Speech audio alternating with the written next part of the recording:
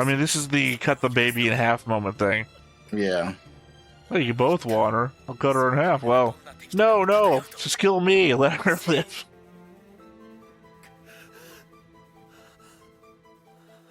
Can't wait for the audience member who has no idea what the fuck I'm talking about.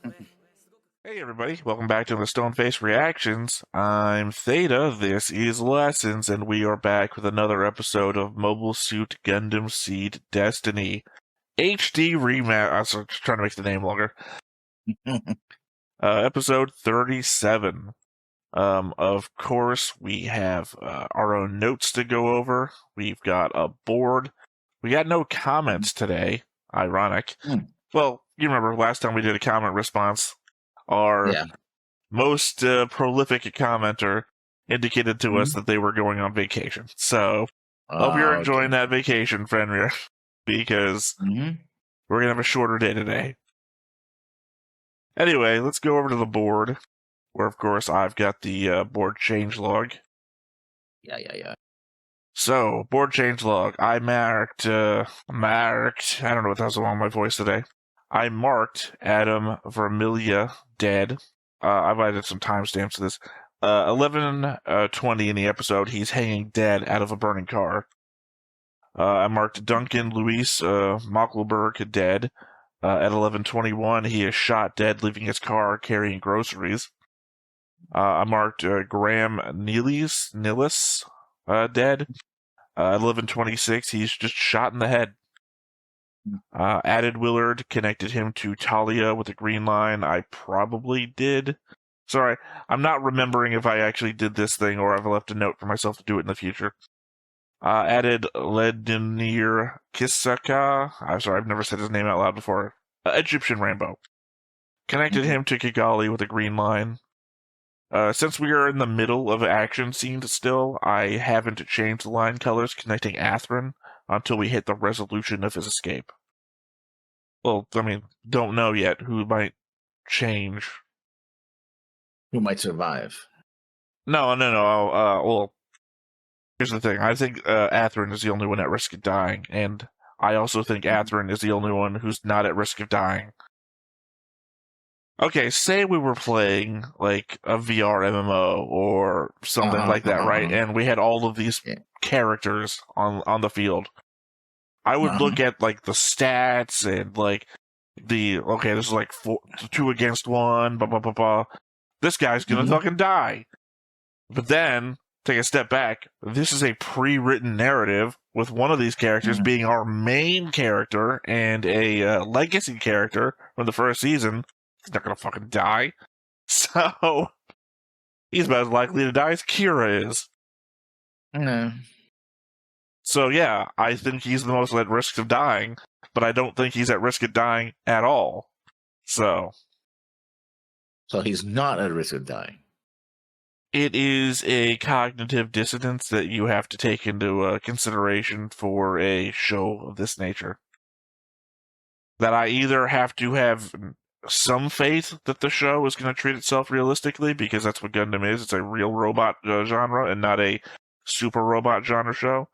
But at the same time, I have to also consider the fact that all Gundams before it have proven themselves incapable. Or rather, sorry, I'm throwing shade on Gundam. This is just like an anime trope. Or I guess a trope of just writing in general. Yeah.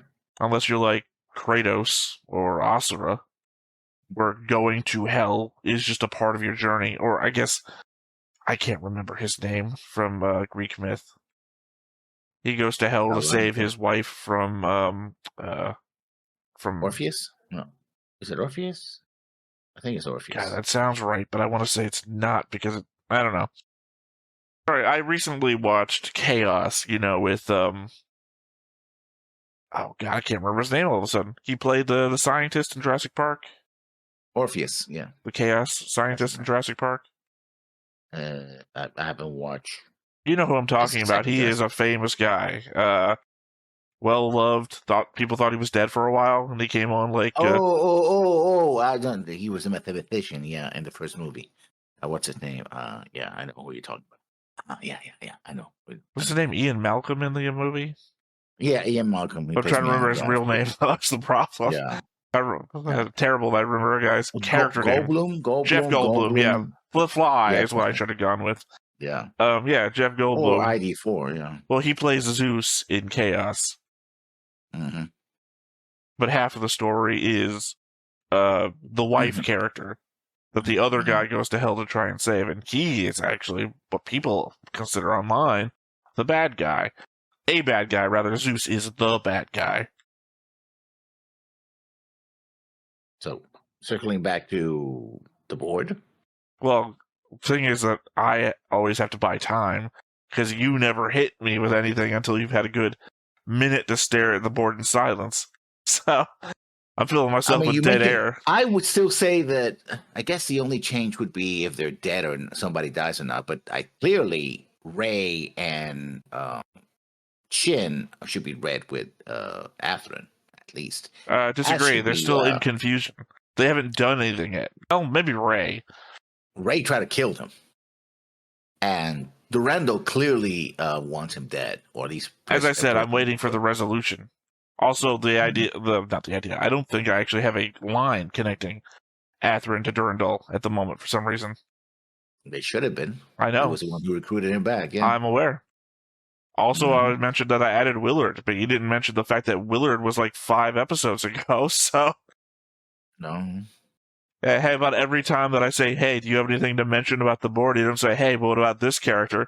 So I don't think you have the space to ram... I don't know what the word I was ram. I don't know why ram came out of my mouth. You don't have the space to... Well, I don't know. I was trying to say you don't have the space to... And then I just completely lost my train of thought. I mean, Willard is the one who gets the original debriefing when they go to the cannon thing, but that was it. And no, you are thinking of a different guy. Yeah. Willard is the other commander during the operation to take down Archangel. Yeah, I know, but he appears earlier. Is he the one who's... No, he's not the one. No, he doesn't appear earlier. He only appears there. Yeah.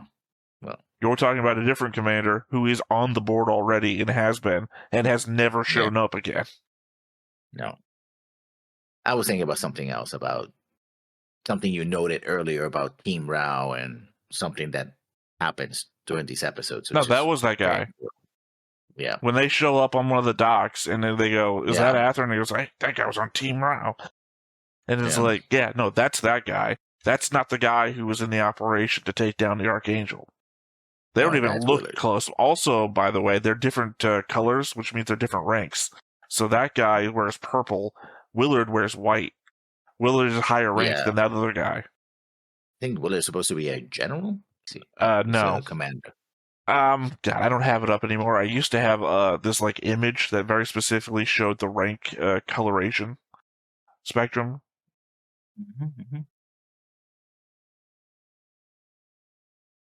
Poor bastard. Oh, did they target also the president of the United States as well? I guess he should be part of Logos. I don't recall him being in the scroll. I know he wasn't on the scroll, which is interesting.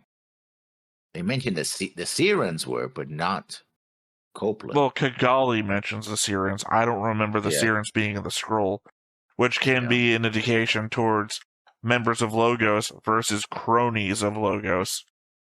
The Sirens and Copeland could be cronies of Logos, but not members, which saves them from getting gunned down in the street, I guess.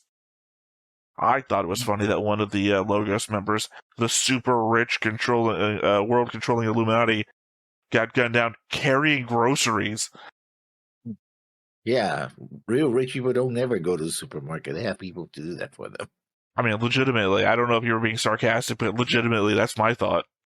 Yeah, they don't do that. They're very rich. They don't do things like go to the supermarket. Yeah, you have conversations with people about the mega structure that you're about to build.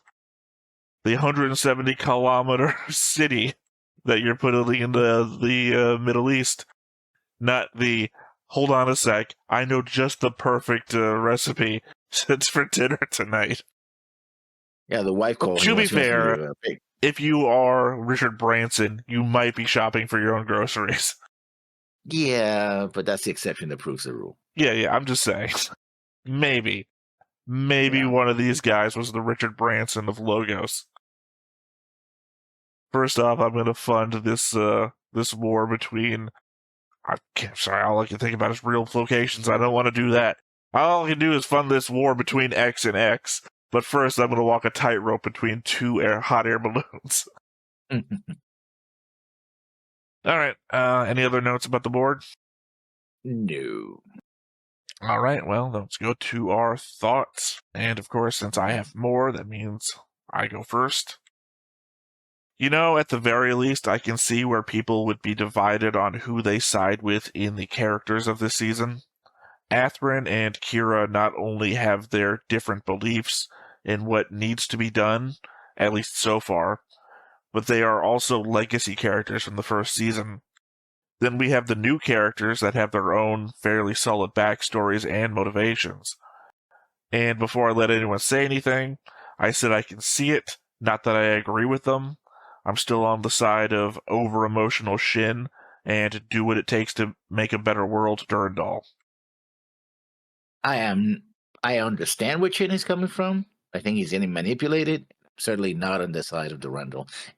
Even though I've made him into my character because I find him fascinating, but I always been suspicious of him anyway. Well, you're actually still technically Mulaflaga. Oh. In the same way that I'm still technically Rao. I mean, at least you're alive. I mean, I died. So, yeah. I mean, we have the ongoing conspiracy that possibly Shin's not even being manipulated. That Shin might not even be Shin. True.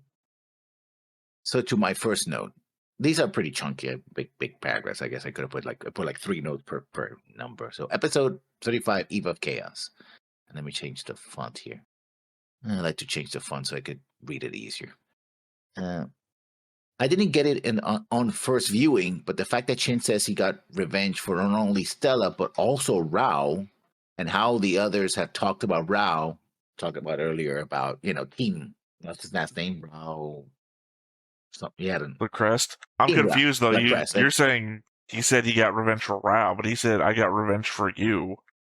Yeah, he said both of them, and then there's I know there's the flashback to Rao, but he doesn't. Rao, yeah. The thing is that I think that's from Athrun's point of view, the flashback.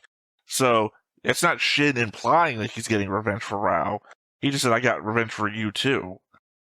Yeah, but then who would he be getting revenge for? His father? That's the confusing bit, is I don't know either. I don't think Shin has any connection to the Rao stuff at all, so it doesn't make any sense. But he...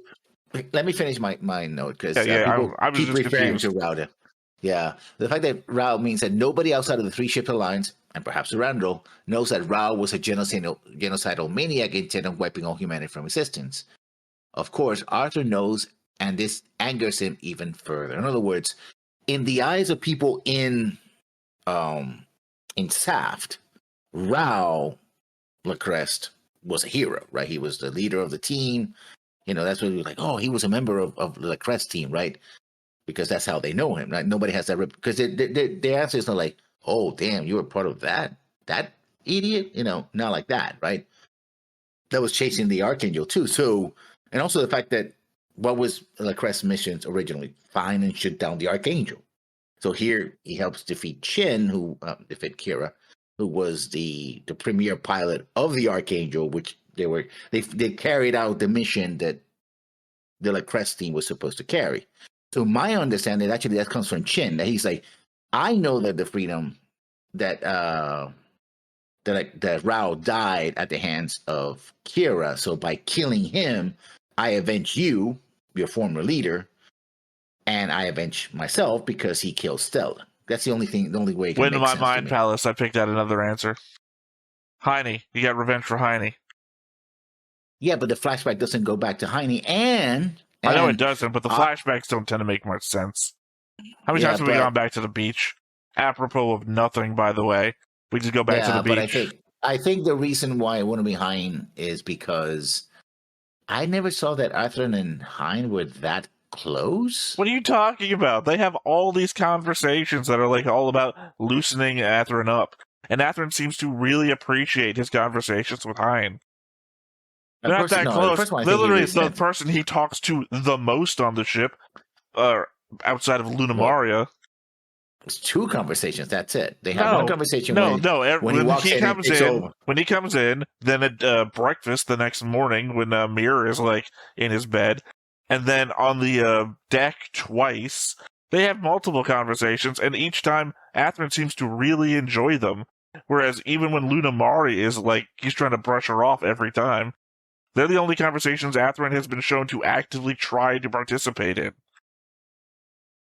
I don't see it that way, but yeah. Well, of course you don't. That was the start of your whole I don't think they were friends conversation here. I'm just saying that I think that was the closest person that Athrun has been to on this ship. In a way that he wanted to be. Like, he's close to Shin by need, but he tried to like Hein. He's the only person we saw Athrun smile about. To the next point. So Kira, yet again, survives something clearly implied to kill him, and would have, no doubt, killed any other character in the show. At least this time isn't as egregious as the Season 1 explosion. Isn't it convenient, though, that the only part of the freedom to survive is the exact section of the upper torso that Kira is in? I know the dislike for these circumstances are born from the element that I have no real attachment to Kira as a character, as I would otherwise be rooting for these moments for other characters in the shows. Other shows. I mean, I guess I was rooting for Shin in that exact position when Kira was fighting him, and it's known that I like Shin, which makes me wonder if people are supposed to be disliking Shin right now. If so, then I guess I've gone the wrong way here, but I certainly don't feel like I'm changing course anytime soon with these two. I think we're supposed to dislike Shin because Shin has sort of embraced the revenge angle and the, he's shown as being arrogant. He's shown to be driven by revenge, and then he's like a puppy around the veranda. It's like, oh yes, you said great things. Oh, it's like, okay, less butt licking, please. Cool. Characters with idols suck is apparently what you're saying.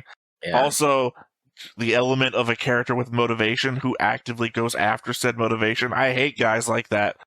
No, I say that Kira, who is so unmotivated, they had to have a scene where another character told them, "Oh, you know a thing? You should go after a thing without thinking about it," because he was so unmotivated before. Yeah, Shin, who has built-in motivation, actively pursues said motivation, talks about that motivation. God, I hate that fucking guy.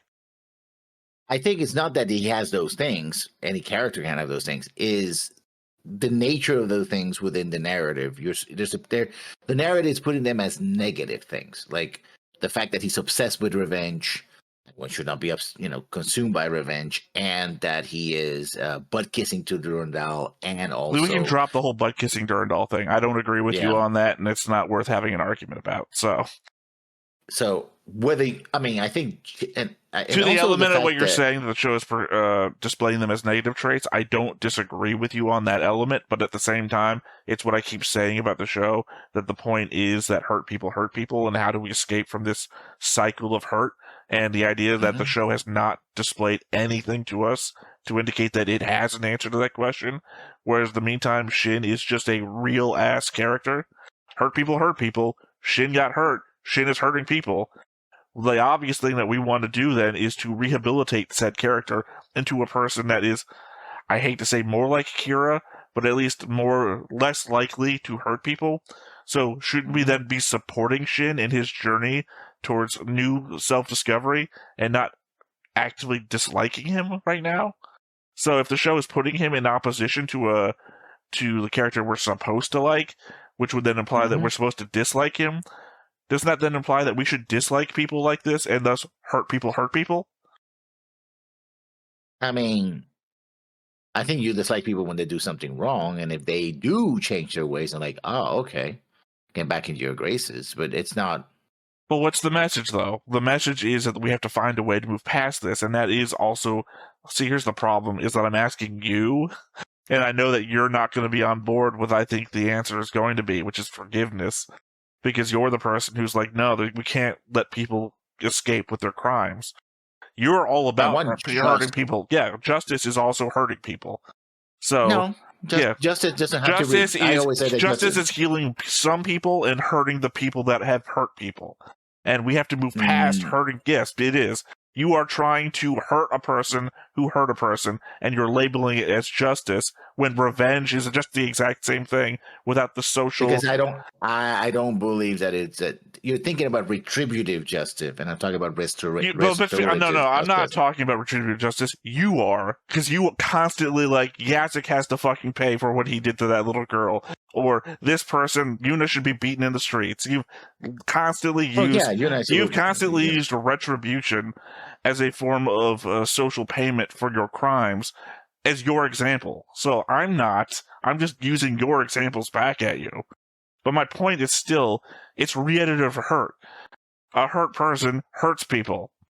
So just because you feel healed, you're still sacrificing another person. And this all boils back down to, oh no, Amanda died in Alaska during the fight. Oh no, my friend Yazik got killed because you sought the death penalty. You know, it's hurt people hurt people. The only way I see a way through this is forgiveness, but even then I understand that's not a thing. We're not all Buddha or Jesus or whatever, you know? As I said, the show asks a question that is too difficult to answer. That's a little bit of personal responsibility too is included in the issue as well. It's not a main fact that I'm just going to forgive you. You know, because I guess you can have too easy forgiveness, in which case you're saying actions don't have consequences. No, I'm not. Well, no. I know you were saying, not me. Sorry, I'm answering as though you were asking me. Yeah. No. I mean, no, because the show also asks how far back do we go with blame, right? So you're asking about personal responsibility and all this other stuff. It's like, I think the only answer the show is going to be able to push forward is that we start a new baseline and then just try not to hurt each ourselves from there on. And then we just write a blank check of forgiveness. You know, maybe, yeah, again, for you. But again, I think the problem is that the show is asking us to be better people than we are. So for you, you say, I can't forgive, I can't forget. And that's why we wouldn't make it. I'm not saying I'm better than you, by the way. I'm throwing that out there as well. I'm also for revenge. Shin's my favorite character. Well, to my second point then, still on Evil Chaos. Ray's argument against Arthur boils down to, when having a discussion, he was just following orders, which is pretty hypocritical. When he helped Chin disobey his superiors so that he could, by handing over Stella back to the Earth Alliance. In other words, he assaulted people, he attacked people, he was part of the plan so that Chin could take Stella back. Okay. That was clearly against orders. Okay, I'm going to jump 5 down my list because I also brought up the same thing. So I'm going to answer yours with mine, and then we can debate or whatever we're going to do. I know your point about Ray's speech to Athrun was to point out his own disobedience when he helped Shin get Stella off the Minerva.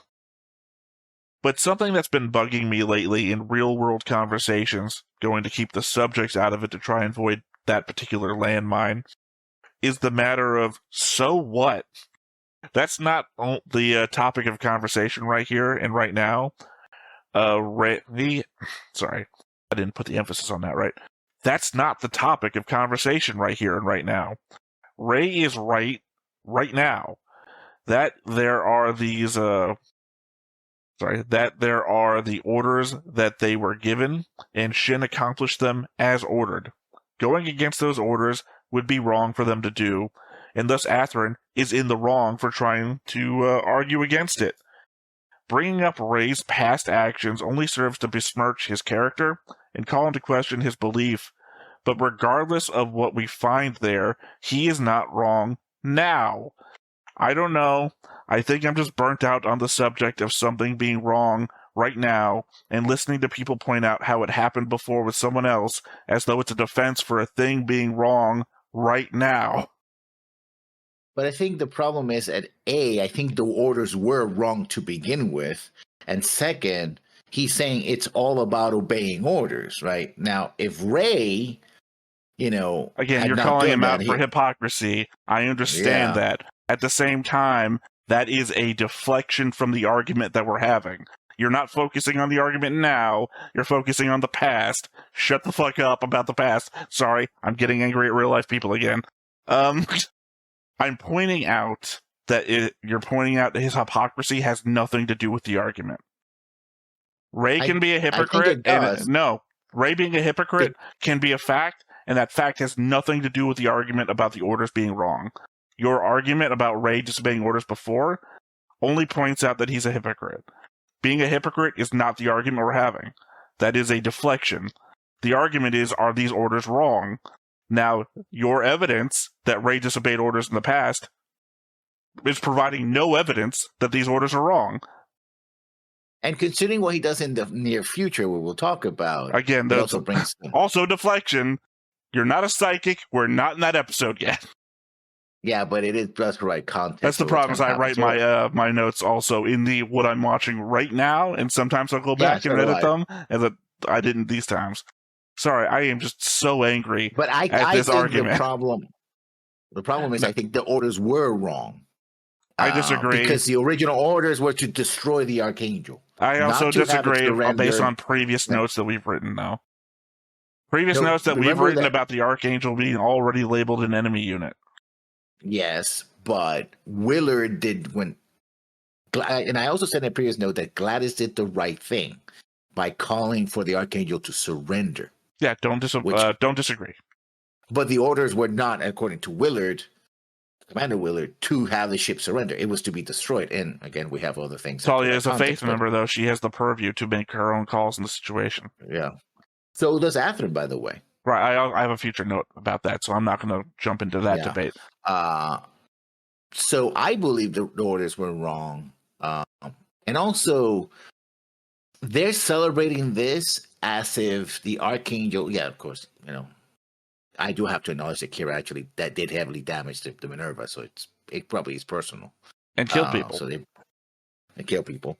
I know the comments have disagreed with us about Kira killing people, but I think we have both agreed with each other that Kira is responsible for the deaths of Zaft soldiers, which does make him a criminal who is also evading capture at the moment, which can be cause for killing them. But again, knowing the history of the ship, and actually, I think that Gladys actually intended for them to escape. I didn't know about that, but I think that's she helped out in that escape. It's hard to tell. I think she smiles a bit knowing that they escaped, but at the same time, I believe that there was no indication that she pulled the shot. Yeah. Anyway, I believe that those orders were wrong, and Chin's, and also I know because again, Chin's like, oh, I'm just following orders, but that's an excuse for him to have to run his revenge plot, and his revenge plot is based on a lie, because partial lie. In the case of the reason why Kira did what he had to do was to save and stop Stella from continue to destroy and kill people. He had to do it, right? And also the fact that Chin was responsible for the very life that he was going to revenge, because he went and turned over Stella to the enemy. It's like, oh yeah, I'm going to trust you. You're never going to do this again. Oh shit, they lied to me. And everybody knew it. It was like, and after points it out to us, like, they lied to you. You couldn't trust that. It's like, well, no. It's like, here's the problem, is that your Shin was doing this for revenge has no merit on the orders being wrong. Shin was following orders, and he got his revenge. Him getting his revenge had nothing to do with him following orders. If I said, if you hated the dog next door, right? It's barking all the fucking time, you wish it would fucking die. And then it turns out that you're also in charge of putting down stray dogs, and you had orders to kill that dog next door. The fact that you finally got to kill that dog that you wanted to have been fucking killing this whole time has nothing to do with the fact that you were just doing your job as well. It's just icing on the cake of that particular thing. So, again, he got his revenge, but he was also following orders, so he was doing his official duty as a soldier of Zaft. So, again, this is a problem of motivation having nothing to do with what's happening. His Yeah, but I think motivation is ultimately- to get revenge. We all acknowledge that. At the same time, he has orders from above to do a thing, and he's doing that thing. Again, I think you're only... See, here's the problem. I think you're only available to make the call to object to the orders you're given if they're morally or ethically objectionable, right? You don't want to be on the side of war crimes, essentially. And we've already established the Archangel is an enemy unit. So, it's also caused the death of multiple zaft soldiers. So, it is not an objectionable order in my eyes. You're being ordered to destroy an enemy of the state. A proven enemy of the state. And the only argument I've heard on your end to justify even coming close to questioning it is take into account its past. It's the hero of the First War. In the present, because when they engage, they have continued tried not to kill more people. Except for that thing that Kira did, except that Kira is also stationed on the Archangel, so therefore, it's like, now if you're saying, the base that the Red Baron, you see the Red Baron is stationed at this base, and this base is doing great humanitarian work? Yeah, but it's also launching the Red Baron. Well, then why, for example, not call for them to turn over the Freedom? And they did. They said that all of them to surrender. Yeah, no. Well, they take Glavis actually later on. They said, "Okay, let's surrender." But the original orders were about destroying the Archangel. That was the original orders. Glavis did their own thing, and it's Glavis was a part of the operation to destroy Archangel. Yeah, that all happened in one episode. She went against orders by trying to communicate with them, because Willer's like, "What are you doing? That's not the plan." Basically, that's what he said. It turns out that Talia is actually better than Kira. So calls ahead. Or Kira doesn't do that. Yeah, that was just it's the idiot ball thing, which we're going to talk about more in a moment. But yeah, that's the problem is I do have a problem with the just following orders. It's just, especially with stuff that's going to happen later. I would, again, if this was a morally or ethically questionable order, and again, we have established in our own conversations that the Archangel has already been labeled. Ray never brings out the fact that Kira attacked them, right? It's like, oh, he was responsible for this. They don't have to. Nobody does that. This isn't a debate that they're having at the moment about what Kira has or hasn't done. At the moment, it's just a debate about following orders. And again, this isn't an objectionable order in my eyes. It'd be like if I don't have to keep making examples. I believe you know what I'm talking about. Mm-hmm, yeah. Go ahead. Next one. All right, going backwards, back up to the top again. When we see Kira floating down into the depths in his little portion of the Freedom, we zoom in to see that in his last moments of the fight, he hit the emergency nuclear reactor cutoff. I'm not exactly sure what we are meant to think about this. My first thought was that we are meant to infer that Kira saved Shin, as the resulting explosion would have killed him. That Kira is some sort of holier-than-thou figure, as the pedestal the show likes to prop him up on. But then thinking about it, he could have just pushed the button to save himself, too. Conceivably, Shin stabbed at the reactor, and Kira recognized that he would have been blown up in that moment as well, and turned off the nuclear reactor. In the end, I guess it's just showing us that the explosion was conventional in nature, and not the explosion of a nuclear reactor. I'm going to go with your interpretation. It feels very much like he, by instinct, he just like hit the buttons, because he hits all the buttons with his hand. Like, and he's basically like unconscious. Like, oh, no, it's actually just a one-finger push. It's just one button. He just pushes one button. Yeah. Because the rest of it's a readout that makes really no sense if you look at it. But that was my first interpretation. It's like, oh, they're showing us that he saved Shin, and that Shin didn't really kill him. It's like, oh, wait. No, he would have been blown up too, actually. This could have been, I'm saving myself. So, yeah. I don't know. Showing why the ship, in the way he did, it just fell apart, because he basically cut apart and there's just pieces in the water and all that. So, yeah. It's a hard to parse scene. The Archangel explosion happening behind them. Mm-hmm. Yeah. So, my next point. Durando says that he's not about to send Zaft after Logos, but he's perfectly happy to encourage others to do that instead, which is what happens, right? Civilians rise up, they capture military equipment and start fighting, and there's even a couple of alliance soldiers who are like, "Oh no, were you siding with the coordinators of the enemy?" And one guy gets cut down by, I suppose, a heavy cannon or something like that, right? Which is not the first time it happened. This is the second time we see this, because when what's his name? When Chin destroys the cannon, right? The big, Poseidon cannon, and they go to the town to liberate it. The thing that happens is the civilians go round up the alliance officers and men and start, executing them, right?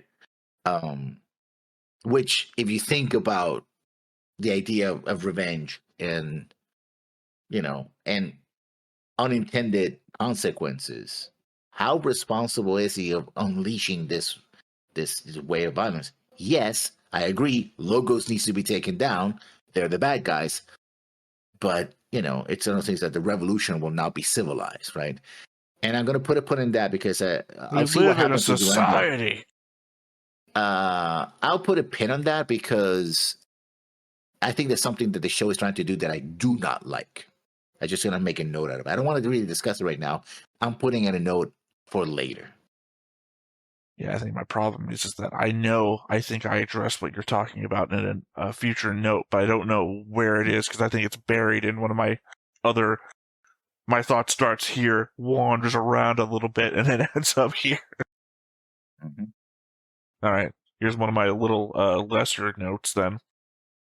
Considering the damage the Archangel took and that it detached one of its engines to blow up, or to simulate that it blew up an entire ship, without any port to go to for repairs, I'd expect to see the ship to be far less effective in the future. At bare minimum, it should be slower. They might not be able to make it to space, which... But they're heading to orb, not space. Yeah.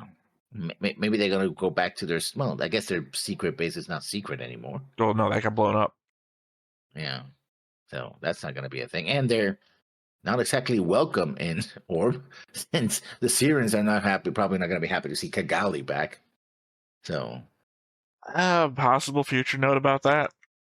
Sorry, I have a future note about somebody who could parlay that, but I don't know if I made a note about them. I know I made a note about them. I don't know if I made a note about their relationship to whatever. Now, this is, again, and this is what I call something I'm going to be calling the entire Archangel out. Why are they discussing their plans in front of their prisoner? Yes, he was their friend once, but he is clearly not. I mean, literally, the captain says, "Oh, you're not him," right? Basically, thus I dub Archangel the idiot ball carrier, because a lot of this narrative depends on them being complete morons. I mean, I wouldn't call it the idiot ball carrier. I mean, I would call them idiots. I'm not disagreeing on that part. I mean, I think they're talking about it in front of him because they have no plans to let him go. You still don't talk in front of prisoner. Well, because try to escape, I think the idea is that they're going to try and bring Moo back, so he's not he's not really a prisoner either. Like this begs the question that I said before: he's not hurt. Why is he still in the sick bay? I said that during the episode. As if he was a prisoner, he would put him in the brig. We've seen them before. It's where Durka spent most of his time after he got out of sick bay.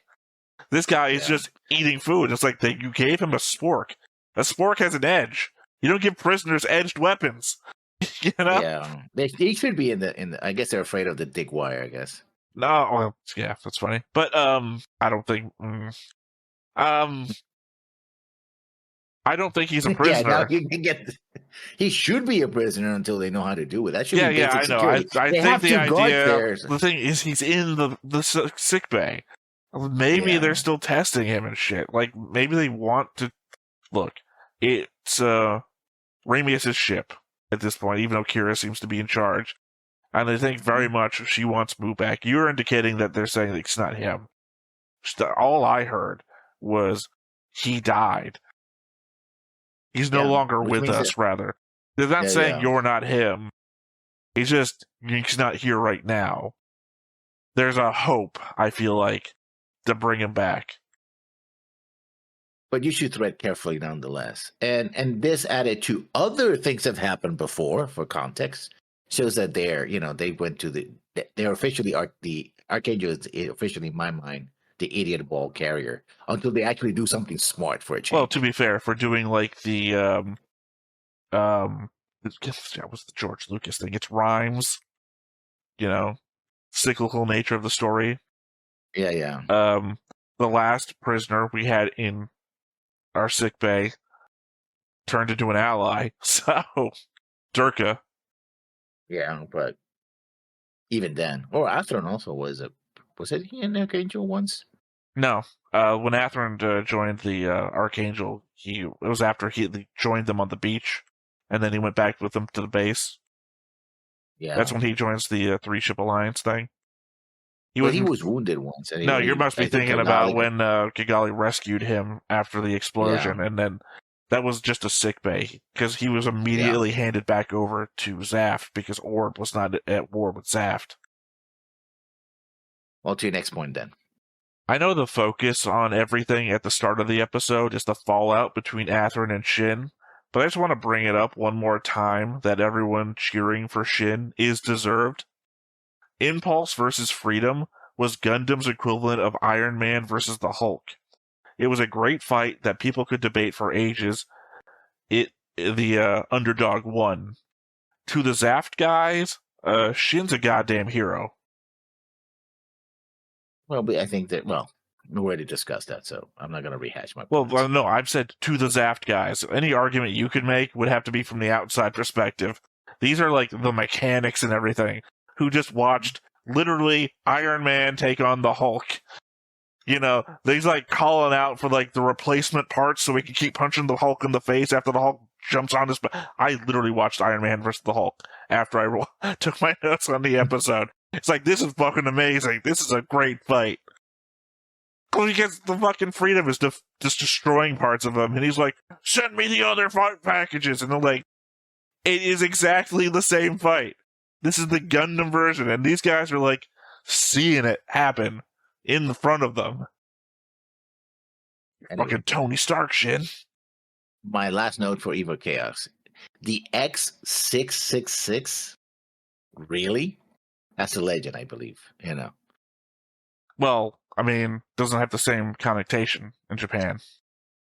They have a different they have a different number system. I think 3s are bad for them. 4. Is it 4? Number of 4. 4 is a number of death. But here's the thing.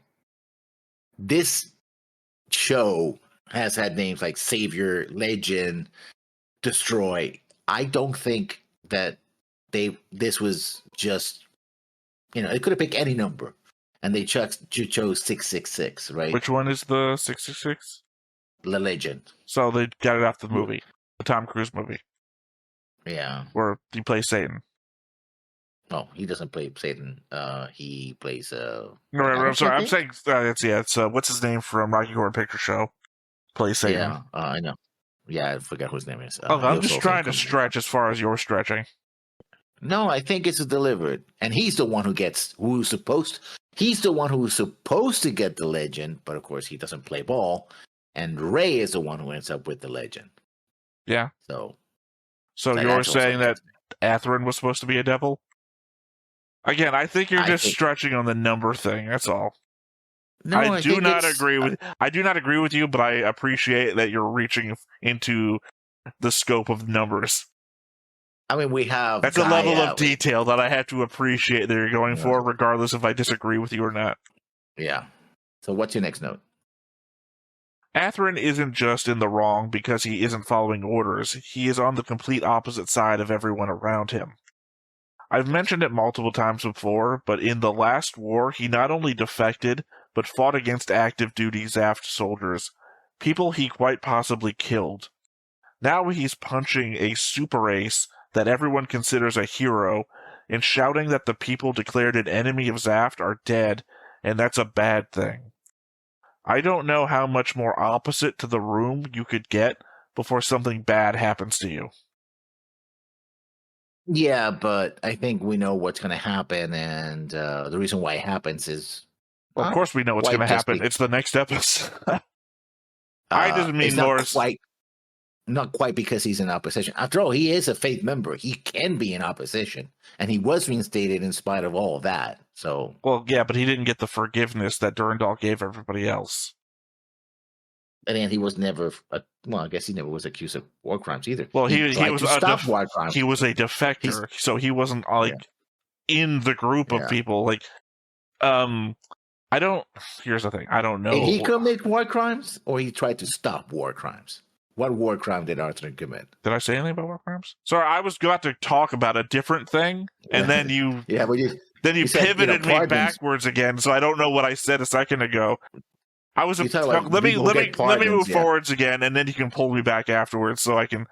Because I was about to say I don't know what happened to the Hitler Youth at the end of World War II, because I feel like that's kind of what's being shown with Durandal's "Let's forgive them for what they did. They didn't know what they were doing" speech.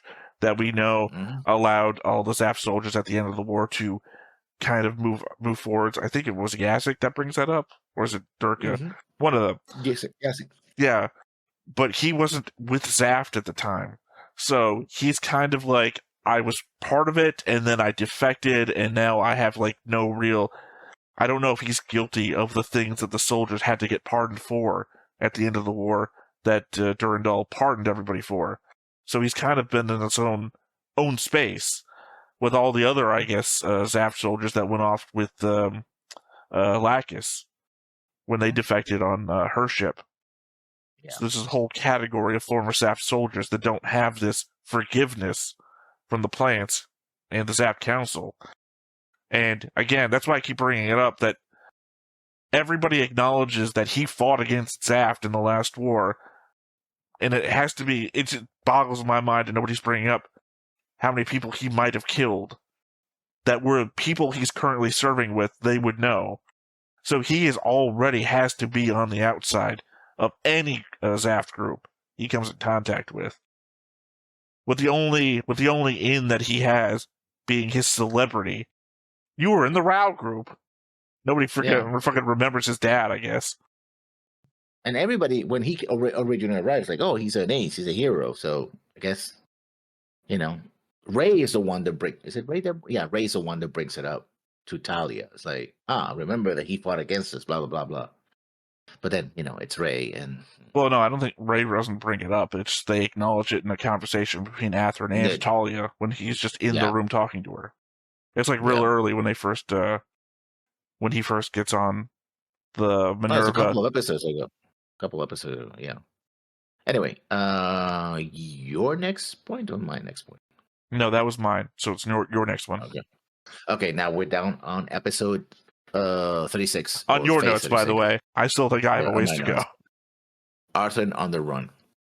And this one is a chunky one. Durandal says that the Archangel had a chance to reach out to Saf, which is true up to a point. The fact that Durandal created the fake Lacus instead of trying to reach her and talk, and B, that someone associated with Saf tried to assassinate her specifically, clearly created a difficult situation.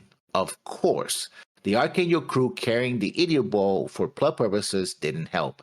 I feel that if they had reached out, the writers, if the writers are running that, right? Writers didn't know how to do that without tipping their hand about Durandal. All right, this is another one where I think I have to answer yours with one of mine. You said yours is chunky. Mine is, I think, either a lot chunkier or I don't read as fast as I write. So, despite what Durandal does with the rest of the episode, I feel like he was flat out right in his confrontation with Atherin in the hangar. If the Archangel crew really did want peace, regardless of their suspicions about Durandal, why didn't they try and talk? I mean, it's our chief complaint about their battlefield interference, how they refuse to communicate before fighting. But regardless of that, nothing of what they've done since leaving Orb has been productive in discussing with people what needs to be done. Atherin says to go back to Orb, talk to people, and clean up the mess. So many episodes later, and they are only just on their way. I believe Durandal might be responsible for the assassination attempt on Lacus. So many episodes later, and all they've done is sneak her onto a shuttle where she's been sitting in a ship hidden in space, not going to the plants to discuss or confront anyone. They've been doing nothing proactive about anything beyond pointlessly showing up on battlefields to create confusion. The destroy was the only good thing they've accomplished, but was that a good enough reason to have them loiter around Europe rather than heading back to Orb? Hell, day one, contact Zaft in an open and public forum so everyone knows what you are doing with Lacus, so you can confront everyone about the whole mirror thing at the same time. It might be disruptive, but it would be open and honest with less fighting and casualties. You'd think a pacifist would be for that. Athrun seems to indicate the reason that they didn't communicate was because Mir is pretending to be Lacus. But what is the point in that? They don't want to break the illusion for people? Either you think Durandal is the enemy and behind everything, in which case, why would you care? Or you don't think Durandal is behind everything, and he isn't the enemy, so why wouldn't you talk? I mean, I agree with all of that. I agree with all of that. Especially that you pointed out that later on in the episode, we see stuff that Durandal says and does that. Well, there's that, I mean, yeah, that's just sad if you forget about what happens later. Because all of this is like all in the moment shots, but Durandal says, why didn't you talk? Or so why didn't they talk? And then Athrun just looks over at me real quick. It's like, that's your fucking reason? All of this fighting and shit? The fact that they got called out to die, they didn't want to talk because of her? No, that is a bullshit reason. Also, Lacus was going to the plants to solve this problem, and she's been sitting on a ship for, 5-10 episodes, doing jack all. That is the call of the Archangel crew, in action. Even though Lacus herself was the one saying, pick a course and go down it no matter what. We go to Orb, solve the problem. Now I think we're going to sit on the bottom of the Black Sea for a while, just do jack all, thumbs up our asses. Yeah, Lacus is like, I'm going to go to the spaceport, I'm going to go to the plants, and we're going to fucking figure this out. 5 to 10 episodes later, still sitting in that asteroid, huh? Thumbs up our asses. It's the motto and slogan of the Archangel crew. Yeah, I guess it serves a purpose like, we have these many episodes to fill, and I guess we don't know how to fill it with. Well, let's have them just wait around until we need them, right? I thought about writing a note about that very specific thing that you just said, but then I also thought to myself, no, there's a bunch of shit that happens in these episodes that you couldn't just... Because I was thinking to myself, if we get to the compilation movies or something like that, if you could just wipe these out, these episodes, and it's like, no, because there's all the setup about Stella and all this shit. I just feel like you should have written that in a way that time wasn't passing in the background, because it really looks like you're making the Archangel crew a bunch of fucking idiots who just sit on the bottom of an ocean and contemplate their next move, while flashing back to the guy telling them what the obvious next move was. Yeah. Anyway, that was my response to your comment, so I guess... Unless you have more about that comment you just made. No. Okay. To your point now. A note from the Trivia Squad. During Durandal's speech, a poster for the 2016 Cyber Formula World Championship can be seen in his office. That is a reference to the anime Future GPX Cyber Formula, which was directed by Gundam seed and Seed Destiny director Mitsuyo Fukada. Okay. Interesting. I mean, you brought it up during the episode too. That it was. Hey, I know it is. But you cleared it up in the episode. Oh yeah, it's one anime. It's like, okay. I don't think I did. No, he said something about Formula One. It was a Formula One thing. I know I was thinking it during the anime that there's a racing anime that was big on Toonami back in the day, but I don't even know if that's the same one. GPX. No, that was GPX, but that was... Well, that's what I just said. Future GPX. Mm-hmm. Yeah. So, I guess to my next note.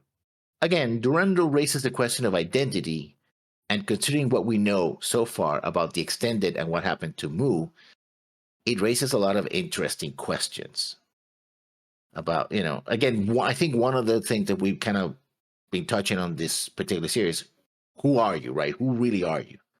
Because we know that the extended got reprogrammed to be killing machines. We know Mu apparently got his memories erased. There was the whole Alex Dino thing that happened for a hot second in the beginning of the story. No, right? I mean, that comes back in a flashback during the episode.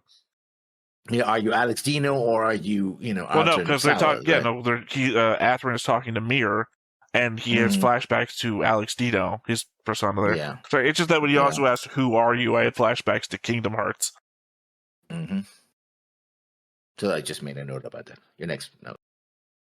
To our discussions about the threat of the Zaft military going into countries to take out Logos, where we had discussed the idea that if they did, so then the ultimate threat would be that Zaft would need to invade Orb in order to get the Logos members that would inevitably hole up there. Well, Durandal does state in the public address that using the Zaft military to take out Logos members isn't what he meant or what they will do. And as much as we have reason to suspect that he lies about stuff, I don't think he would say that in a public broadcast to the world, that he's trying to get on his side, just to then do it anyways. Except that we do have characters, and they said, oh, they're holed up in this position, and we have to prepare ourselves to go. The orders will eventually be to go and attack them. That's the only way to do it. Now, I don't know if that base was in Orb or somewhere else. It's Heaven's base. So. It's underwater. We don't know where. Yeah. I would also indicate that there is no Orb presence there, because it looks like Earth Force's military is what meets Lord Gibril when he gets there. So I would say probably not. All we know is that Durandal says that these mechs are made to fight Logos. Yeah, but he also has stated to the world, which he has spent the whole season trying to get on his side about stuff, that this is what we are not going to do. So it just seems like a real hard right turn to suddenly do it anyways. Like a dumb Lord Gibril right turn. But I do think I have a clue about that in my next note, which may allow for that to happen. 4 out of 5 dentists hate this next note. No, before that, that's a note I have in future. I'm not going to jump into that. Oh, you said first. Your next note. Sorry. Yeah, I thought it was. It's the one after that. Must have been that font you were talking about. Yeah, Durandal gave the game away when he said that he, Kira, would have understood his strength and his role. Which, considering he brought Arthur aboard by telling him that Arthur would have the power to do what he, Arthur, thought was right, allowed even the dense Arthur to figure out what was going on. Because later on he says something to Mir like, he's just someone who uses people, and then, which he kind of repeats later on when he's talking to Ray. The idea is like, if everybody, eventually what I got out of that speech is like, if everybody understood their role in life, then everybody would be happy, disagree on your premise. One, I don't think that's what gives the game away. He has a future, I can't remember what the quote is, but he has a future quote where he says the same thing about the role and about the killing people who aren't living in their role. Well, you're talking about the one where he's talking in the hangar or something like that. Yeah. Yeah, that doesn't give the game away because that's just... Sorry, I have somewhere in this mess of notes that I have about having no problem with Durandal's vision for the future, because if you were living the life that you were best suited to live and doing the thing you were best suited to do, you probably would be happier. It's the element of he was talking about killing people that don't fit into their roles. That's the dystopian part. Creating a world where you can slot yourself into a position you would like to live, that is the Federation from Star Trek. That is, do what you want to do. Yeah. But then later on, Well, he's not saying, I'm going to decide what your role is. He's saying, everybody has a thing that they're good at. Look at Kira. He was good at this and then wasn't able to do that. Yeah, but also the fact is that he seems to suggest that he would have been happy if he been with us, right? If he sided with Zaft, it would have been great, right? Because he's saying that Zaft would have been able to let him express that in a way that they could have engendered. Again, I don't have much of a problem. So, Because there's nothing dystopian about the concept of a society that lets you do the thing that gives you the most merit for your ability. Oh yeah. Except that later on, they said that extra. Again, that's what I'm saying. You're talking about his initial speech, and it's like that is the best version before he gets into a dark room with a second person and talks about other things. So, obviously, I have a problem with that other side, but we're not there yet. Literally, I think I'm still in the first episode of my notes. So, go ahead. I think the real irony is that Durandal's speech stands opposed to the very start of the season. Kigali is getting on him for building all these weapons at Armory 1, to which he points out that Orb is doing the same. He has this whole spiel about needing power to defend oneself. And now his worldwide speech is about getting rid of weapons because they are unnecessary if they have peace. I will say that they are not opposing points of view, of course. SALT, START, SORT, all of those treaties had to start when countries were armed and the threat of use was on the horizon. So I'm not saying that he can't have both thoughts at the same time. I mean, I think it's a matter of convenience. At the beginning, it's like, well, we don't feel secure because the others have weapons, so we need weapons. But now that we are winning and we have clearly designated the enemy and we're going to defeat them, we're not going to need weapons in the future. To be fair, though, he was right. Because remember, he had to defend the fact that they were building up weapons, and then they got nukes shot at them. So clearly, he was right. We needed these weapons.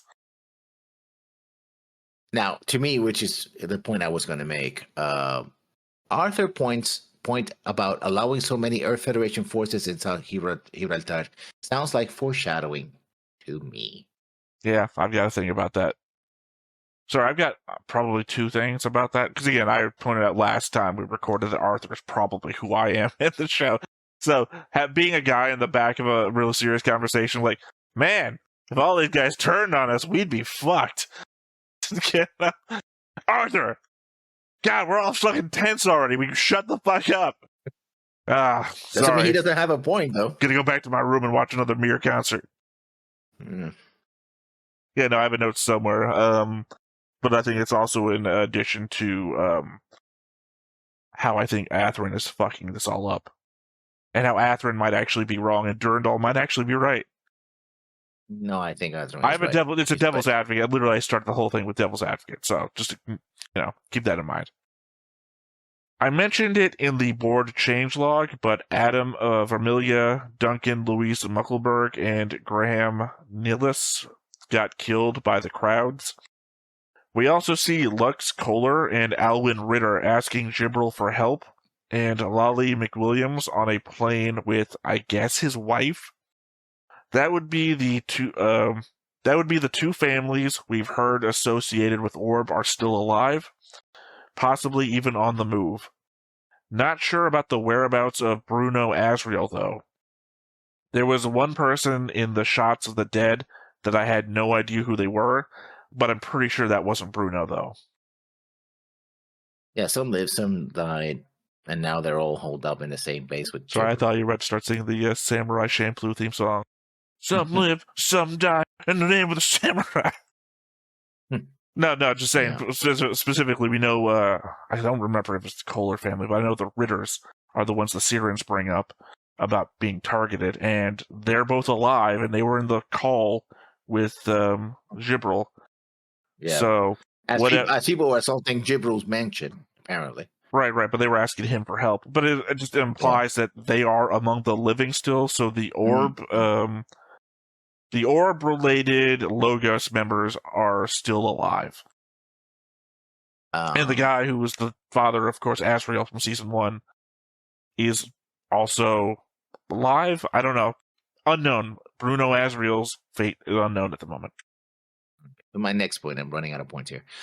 Yes, Arthur could have played along, but he always wore his heart on his sleeve. After all, he didn't play along with his father when his father told him to as well, right? Oh, he did, actually. He did for a while. No, I mean, he confronted his father, and then he had a shootout in the office. Yeah, that was after, though. He didn't follow his father all the way, but he followed his father for quite a bit. Yeah, but I think this time around, I think ultimately he's like, oh, this is too much. I've been here before. I don't want to stick around for this. Also, the way it's set up as well. It's. I mean, conceivably, he's he thought he killed his best friend on his father's orders. He was willing to go that far. Yeah. But he thought his friend was his enemy at the time, so. Like you were saying before, that he was an enemy of that's the thing. He was following orders. He was told by his father, who also happened to be the president of. Again, zaft. These are not. Yeah. Problem is that I think there's an element of following orders that has gotten the customer is always right treatment, which is to say you're losing the context. Like the customer is always right in matters of taste. Yeah, you're always right. The don't listen to your orders, always question your orders. No, question your orders when they're a matter of moral obligation or ethical questionability. If it's just literally fight the enemy that is trying to kill you, or is fighting against the organization and killing other members of our own soldiers, that is just an order. You follow your actual regular orders. Otherwise, you're going to get court-martialed, possibly wind up in a penitentiary or some shit. Like, it loses context if it's like, well, I've been ordered to fight my best friend. But he's your enemy. And he's fighting against the country that you represent and took an oath to defend and protect. So, that's not a questionable order. I mean, it's questionable that your commanding officers put you on this, though, because it should be a conflict of interest. But apparently we don't recognize those anymore. I'm getting angry again. Go ahead. If Rey betrays Shin, I don't know what I will do. Shin has always been on the edge, and I think he's found strength in Rey. I like them as a duo, but of course, what Rey is actually up to is still a mystery. I don't want to see Shin hurt by this.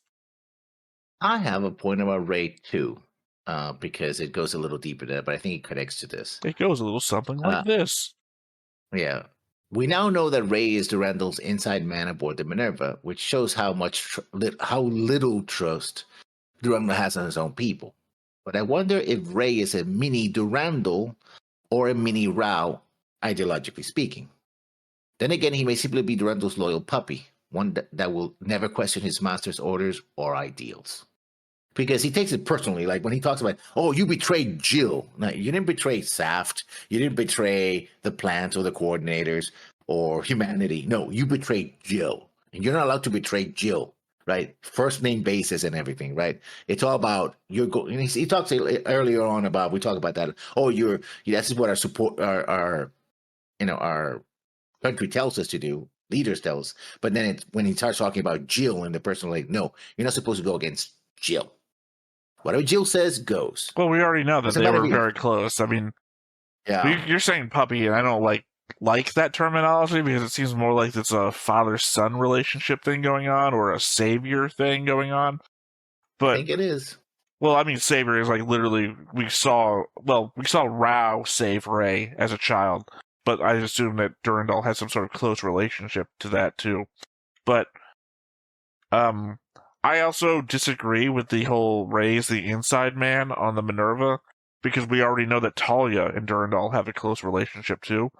I have another note that I suspect that Rey is actually contacting somebody else and not Durandal in those scenes. I think that Rey is just close to Durandal, so that's all we're getting there. That he is upset. It's like, you betrayed my dad, is what he could be saying in that scene. It has the same effect. I don't know. I don't have much dispute about what you're saying. I think I'm just like nitpicking at this point, because I don't think he's the inside man, but I think he has a personal connection to Durandal, which is why he gets away with shit. Like, I'm gonna pardon my son. Getting angry again. Damn it! All right. In episode 35, before we find out what Durandal has planned for Atherin's anger towards Durandal giving him a state-of-the-art Gundam is confusing. On the level that any weapon can only really harm what the user points it at, so long as Atherin would have the Gundam, he can control where it would be aimed. The element at play being the whole soldiers follow orders thing. that's been set up all episode. Except that we've spent a lot of this time also establishing that Athrun is a Faith member that can interpret orders as he sees fit. A privilege that Athrun has not used once. One could argue that if he had any real issue with the orders he's been given, he could use that authority to do something about it, or at least tried to, and yet he's been more than willing to ride the wave of history wherever it's going. Even Durandal told him to shape history the way he thought was best, and he hasn't been. So, feeling any type of way right now makes little to no sense to me. Well, I mean, that's what Luna Maria tells him. You're a Faith agent. Yeah, I'm saying everyone's reminding him of the fact he does nothing with that power. But the thing is, there's one person he cannot disobey as a Faith agent, and that's Durandal himself. Because the Faith agents are supposed to be beholden to the Council, and by extension, the Chief of the Council. Again, the power he has is that he can interpret the orders however he decides to, and he hasn't done that. Literally, it's like, you're worried that Durandal is going to use his power in a way that isn't right because he went after your friend. But he's also giving you one of the two most powerful Gundams in existence. So your worry should be, if I fuck this up, somebody else is going to get this. I better try to do my best to make sure things go right so that I can maintain this so the threat isn't in somebody else's hand who will do something worse with it. And instead, he's like, I'm going to mad mug this son of a bitch until he kills me. I don't know what's going to happen here. It's a bad play. It's a bad play, Athrun. At least like get in the Gundam first. He should have played along first, and then, but he's like wearing his heart on his sleeve, like, oh, my friend, he got killed. This is bad. I don't know what's going on, and so he's trapped in that sense of like, Well, I mean, it comes down to also communication, right? The fact is that this is also the scene where I have indicated before that when Durandal's like, if they were really wanting peace, why didn't they talk to us? And then Athrun just looks at Mir. It's like, so you're indicating that because Mir is playing Lacus, they couldn't talk to them because they're not willing to play that. But then also, he calls her Lacus. Not even just Durandal. Athrun doesn't say anything. He could break the whole illusion now. Shin's the only guy here. Who the fuck cares what Shin knows, right? Because the only person Shin's going to talk to about this is probably Luna Maria, or Rey. And Rey already knows. Luna Maria already knows. It's like, fucking man. Athrun, you believe that Durandal is a bad guy right now, for some reason, because it hasn't come true yet. And you're still not willing to break the illusion. I guess because you care about Mir too much, and if that is the case, fair enough. Mir's a precious angel. We got to keep her safe. But at the same time, look, you can't disagree with me by the end of the episode. She is precious. Anyway, at the same time, it's the only person in the fucking room. At what point are we just going to start talking about this? Now, I think the problem here is that if Athrun really believed that that Durandal was so dangerous and was in that state of mind, why he didn't bring up? I guess he could have bring up. I said, just put all the cards on the table. It's like, okay, I have no more thing to play. Like, bring up the fact that he actually brought the point that he wanted to find the Archangel, but did not want to find the Archangel to talk to them, but to destroy them. He did bring that up, but didn't bring up the fact that, oh, by the way, I know that coordinators tried to kill the real Lacus, right? Just lay it out there, right? I don't remember that part of the conversation. No, because he says, oh, because remember, he actually goes like, oh, you were trying to find the Archangel, but you didn't talk to us. Like, and he's the one who comes back and says, well, why didn't they talk back to us? They could have talked back to us. You're saying that they don't want to kill anybody. I remember this part of the conversation. I don't remember the part you're starting it with the whole you were looking for the Archangel. Maybe because I focused too much on his conversation about why didn't they talk to us, because I've already had 2 paragraphs now in my notes about that very specific point.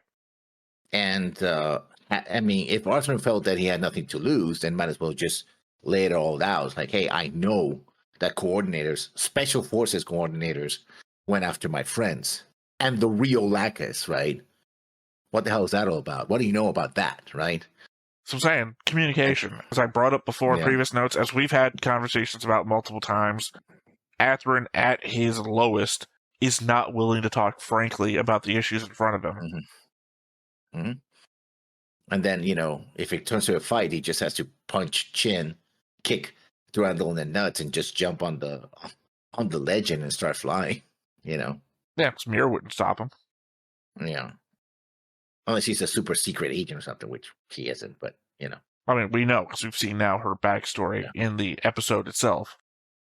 I almost made a note about did she get plastic surgery or not, but I think it's just makeup. Yeah. I think it's all just makeup. No, I didn't make a note about the fact that maybe she got mind altered and got plastic surgery, and maybe that her problem is that she's fighting through memories of the past, like character we've seen before.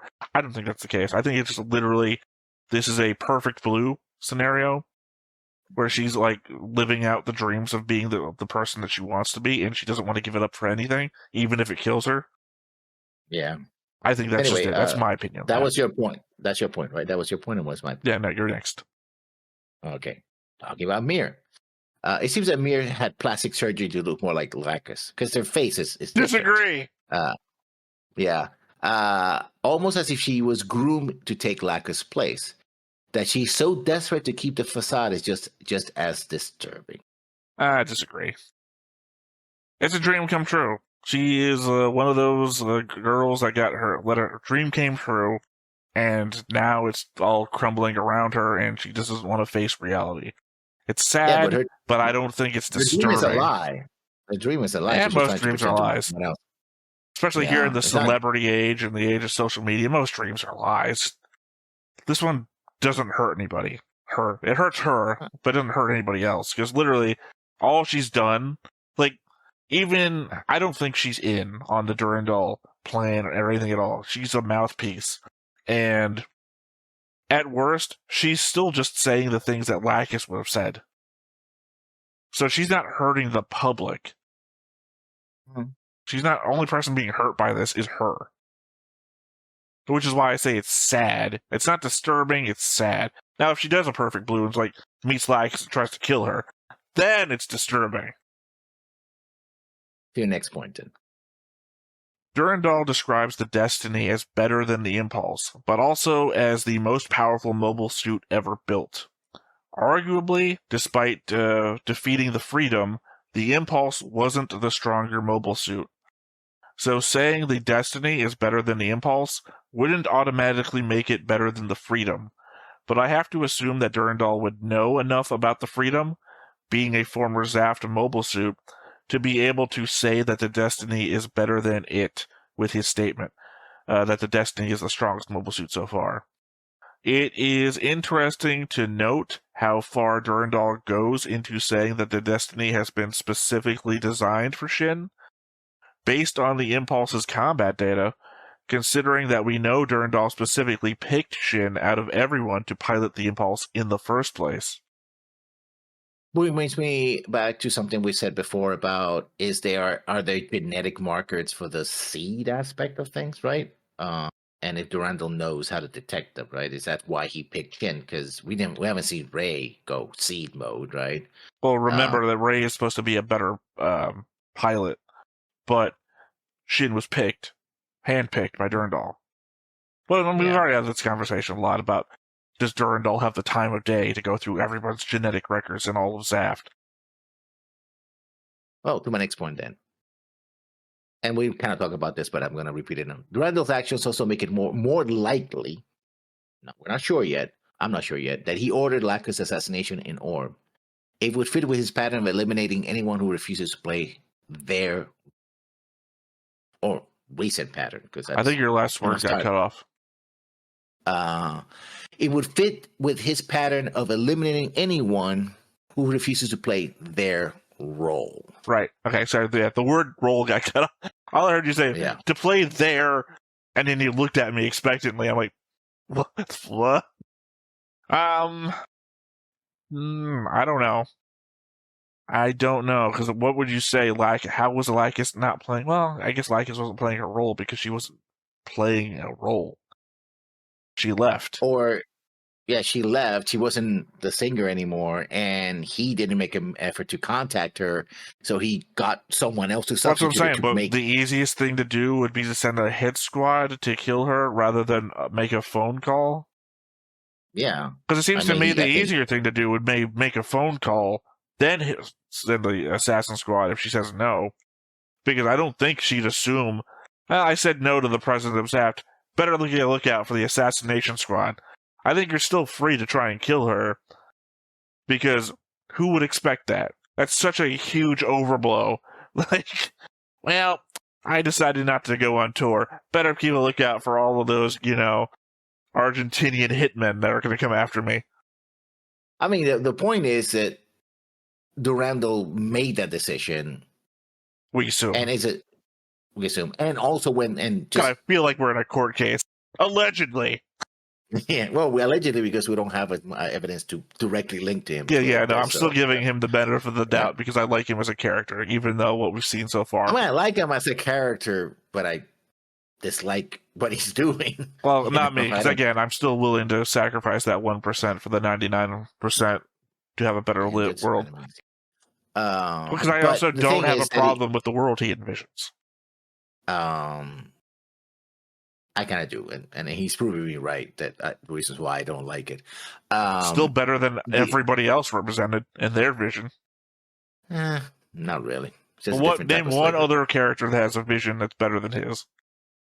Well, nobody has a vision. Except for that's what I'm saying. Except for Jibro. Everybody else with a vision is worse than his. So I'm picking the better one. Which is not hard because, they're, Plus, he's proactive and motivated. Yes. Anyway, that's just a defense against people who would say, well, Kira has a vision. No, he doesn't, and he's not motivated or proactive. The thing he goes, not only does he doesn't talk to her, he goes to the step of substituting Lacus completely with someone else. And then possibly also tried to kill her to eliminate her, means that he thought that she would never join him, right? That she was, in fact, at the end of the episode, he says, "Oh, the White Queen is still dangerous," right? Which goes back to the whole chess analysis, which makes him that he's playing the black pieces and not the white ones, even though that's the ones that are facing his side. He sees them as on the black piece. I mean, it makes sense, I guess, in a metaphor way that he's playing the white pieces. Mm-hmm. Playing the enemy to his own advantage. Well, because he knows what the black pieces are going to do. He controls them, so he's playing the white pieces. Yeah. I need this piece here. I mean, it's hard to do like a metaphor. I mean, that's the thing, right? Making a chess metaphor. But it's really hard to, how do you represent the real world on a grid? On a chess grid? It's like, okay, I'm going to move my knight here, which clearly means that you're going to Argentina. God, this is difficult. Yeah. I don't know why I keep bringing up Argentina either. Yeah. Also a funny use of the flashback when Athrun and Durandal are talking. Durandal says, "Our words are falling on deaf ears," and Athrun flashes back to the beach, where Kira refused to listen to him. More than that, though, Kira eventually chooses to fight Athrun over the words he chooses because Kira perceived that they hurt Kigali.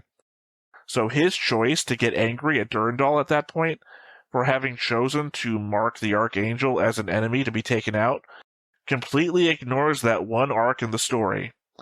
It's fine when my best friend attacks me after ignoring what I say, but you don't get to attack my best friend when he ignores what you say.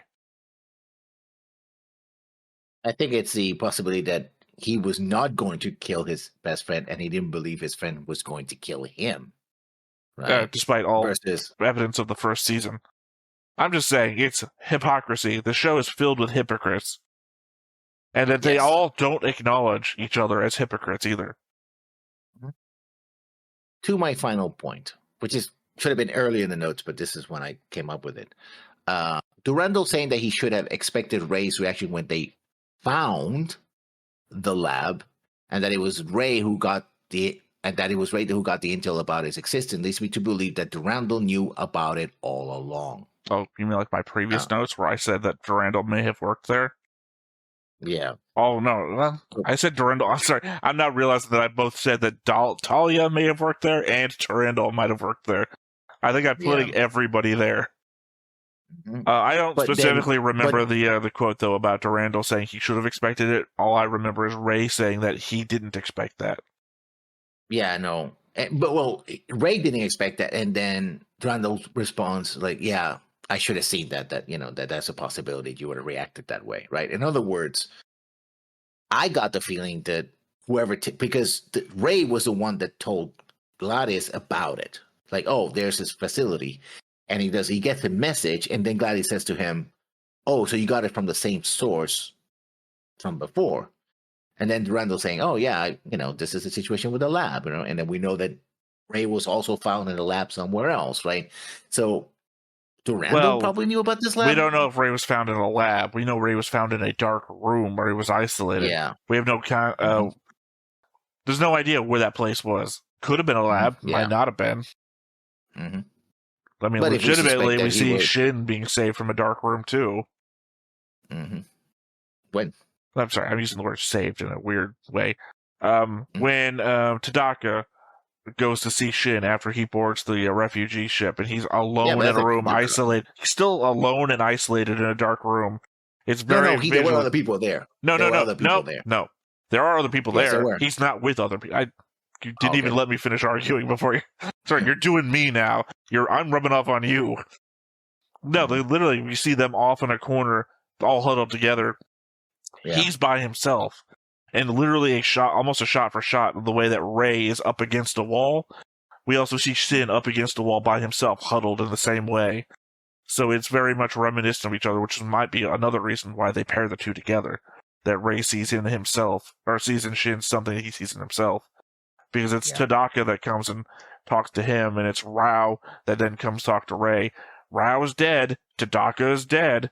So, I don't know. Who gets to avenge Tadaka, though? Well, no, I just don't know what we're mirroring exactly, is my thing. We're mirroring these characters together with a similar series of visuals, and I'm just not certain what the payoff is meant to be. Well, those were my notes, I think. I still have a bunch more. Mm-hmm. Now, we see Kisaka sailing in on Earth Force's vessels that are being listed as allied vessels from East Asia. But, of course, we know that if Kisaka is an orb general that previously went undercover to bodyguard Kigali when she was working as a resistance fighter with Desert Rose. I don't know why I phrased that as a question. That was not a question at all. That's the thing that happened. So it'll be interesting to see what he is doing out here, not representing himself as Orb. Which goes back to Arthur saying, "Oh, wow, all these Earth Federation forces here.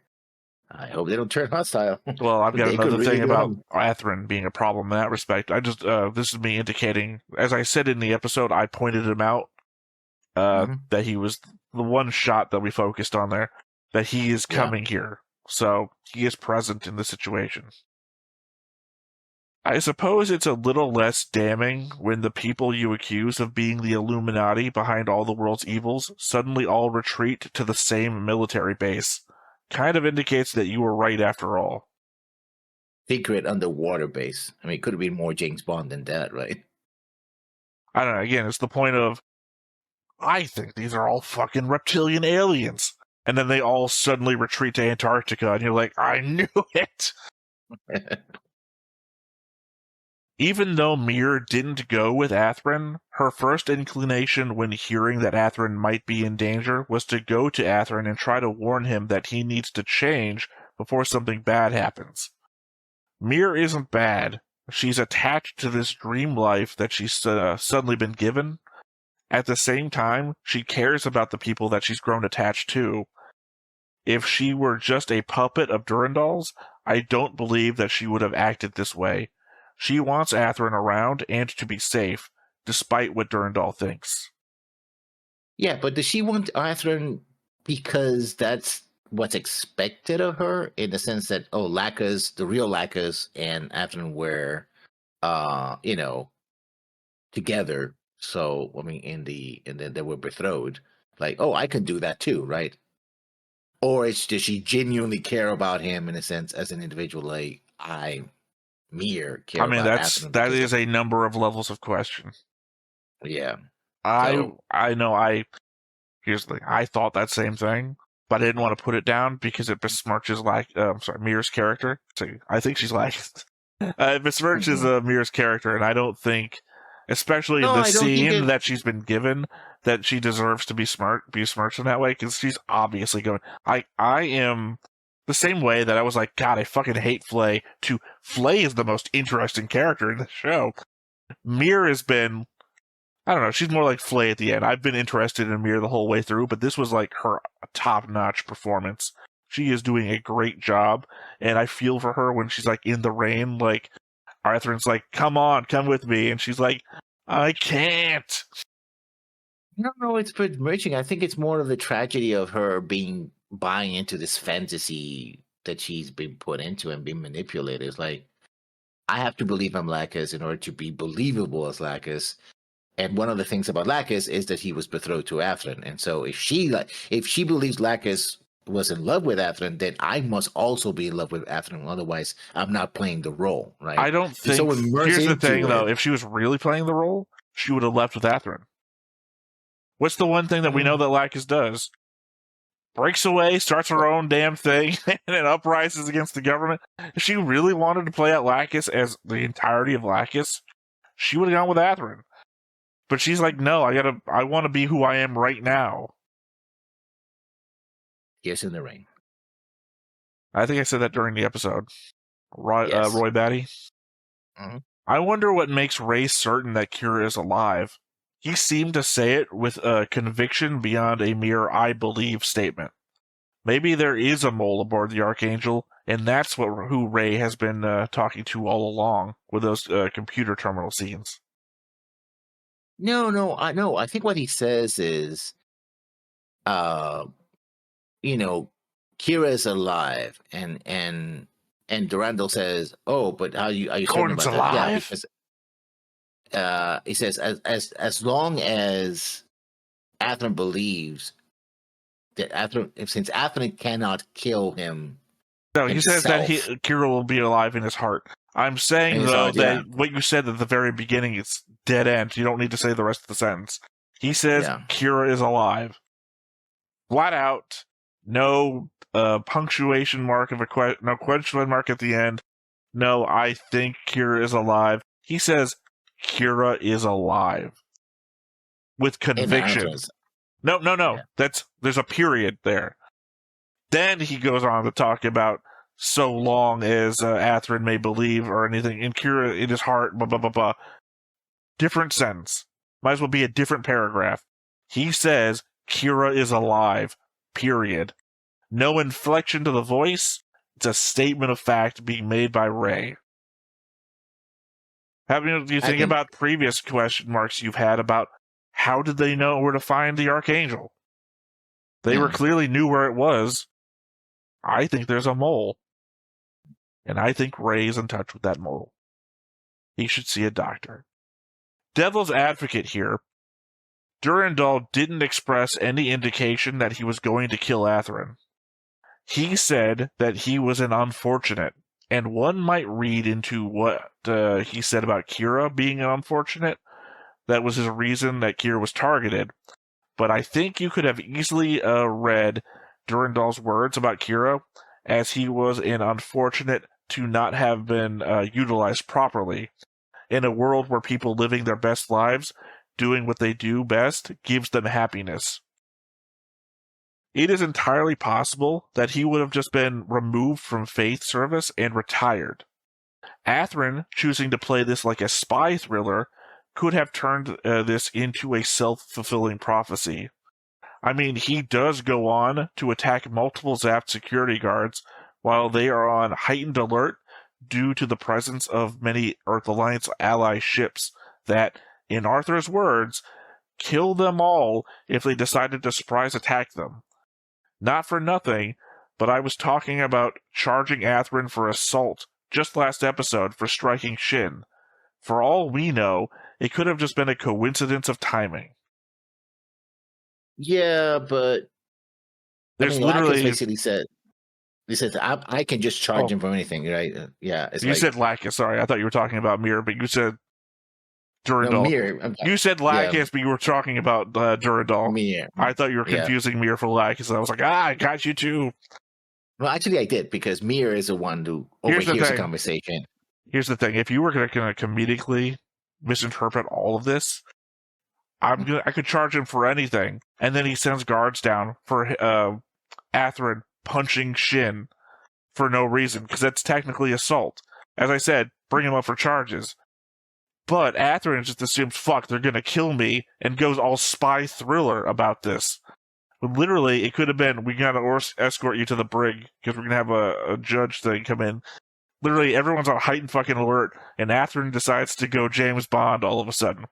So, I understand that all evidence points to these guys are going to fucking kill Athrun, but nobody actually indicated towards anything of that nature.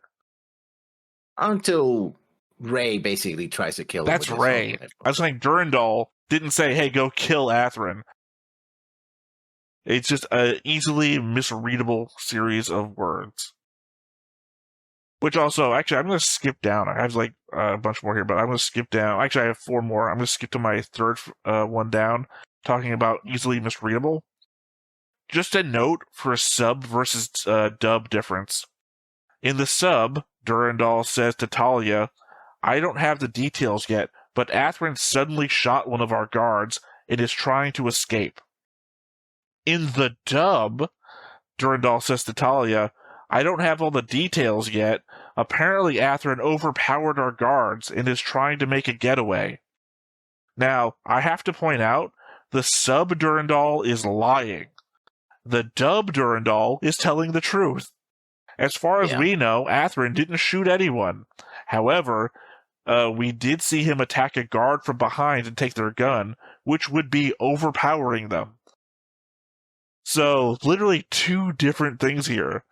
In one version, Durandal is lying to Talia. In the other one, he's telling them exactly what happened. But we also know that he has also... What was the last time he actually was talking, I think, with Talia, and Talia was? And he was just lying as easily. Like, oh, no, this... What it was, but he was doing the same thing. I don't know which one you're talking about, so I can't... He was going to somebody else. Damn it. But he was lying to somebody. He's like, damn, those are blatant lies. You know? Well, again, here, one, he's accusing Athrun of shooting somebody. The other one, he just overpowered them. So, again, in the sub, he's lying. In the dub, he's telling the truth. Let's see. Okay, I've got a screenshot to send you. Mm-hmm. Is it Athrun's file? No. So, maybe more conspiracy to be had. One background character caught my eye in the episode, and it's entirely possible that it's just model sharing or similarly looking appearances. Any number of things. Mm-hmm. I couldn't help but think, what if? What if Lord Gibril is arriving at Heaven's Base? Sorry, when Lord Gibril is arriving at Heaven's Base, he has 2 associates with him. When Mir is flashing back to who she was before she was Lacus Clyne, there was a woman behind the table wearing the same outfit and seeming to hold the same colored files in front of her in a similar way. We've suspected that Gibril and Durandal might have been tied together before. Mm-hmm. If this is the same character, then it would imply that Lord Gibril has either infiltrated Durandal's inner circle or has been working with him and Durandal turned on him. Or, I mean, he does mention, he actually calls him out by his full name, Gilbert Durandal. He doesn't even say Durandal, because like, if you're an enemy, it's like, oh, you know, that guy, right? He says, Gilbert Durandal did this to me. Yeah, that's why I included the turned on him part. Yeah.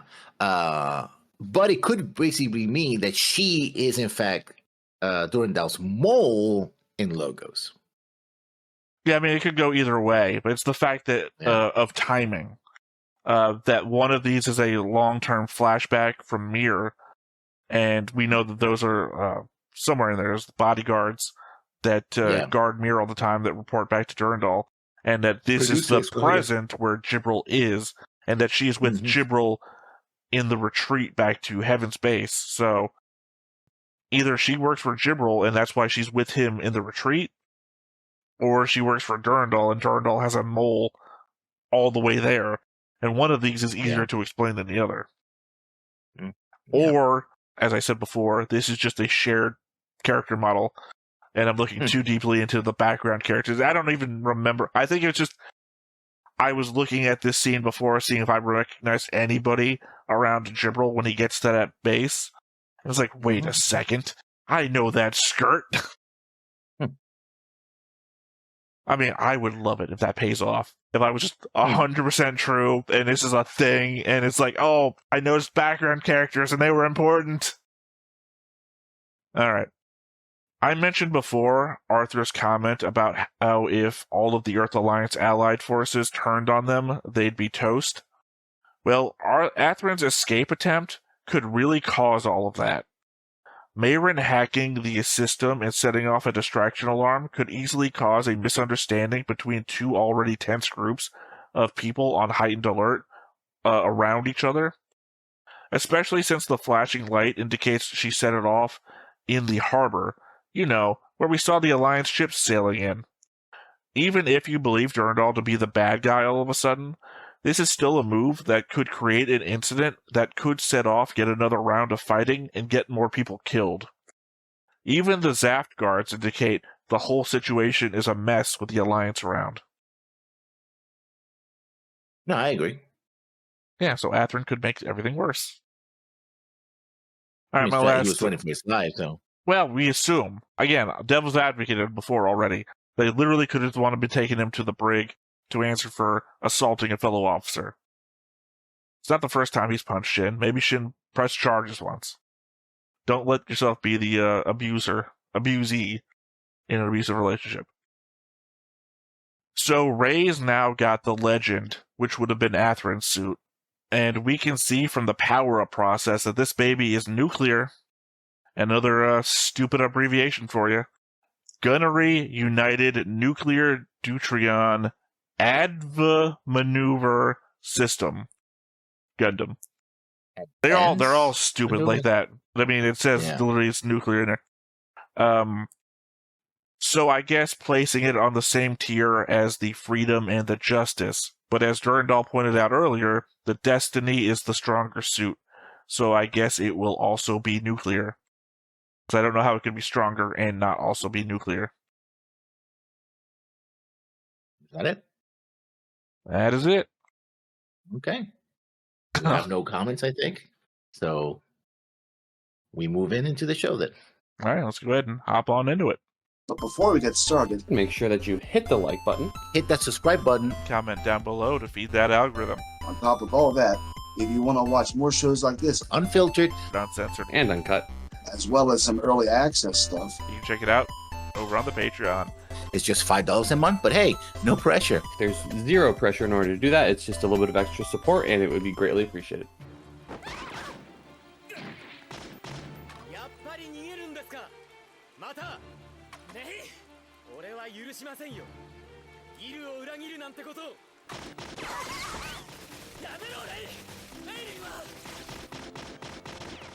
Let's also change the subtitles.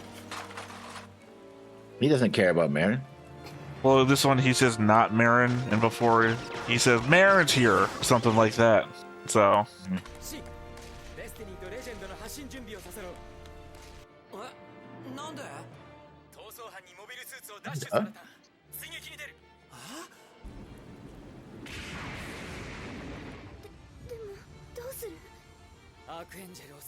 They're pretty slow moving, I figure.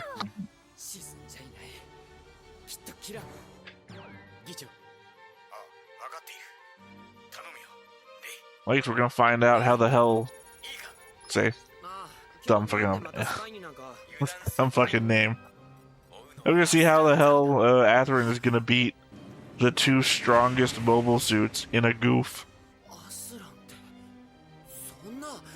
But again, I guess when they first stole the Gundams from Armory 1 at the start of the season, he almost won in a Zaku.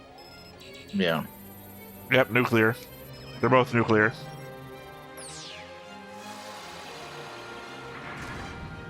Of course, this one's run by the Dragoon system, which we don't know what the fuck that means yet. No, it says something about it can be operated by Quantum. anybody. It's also Quantum. Yeah.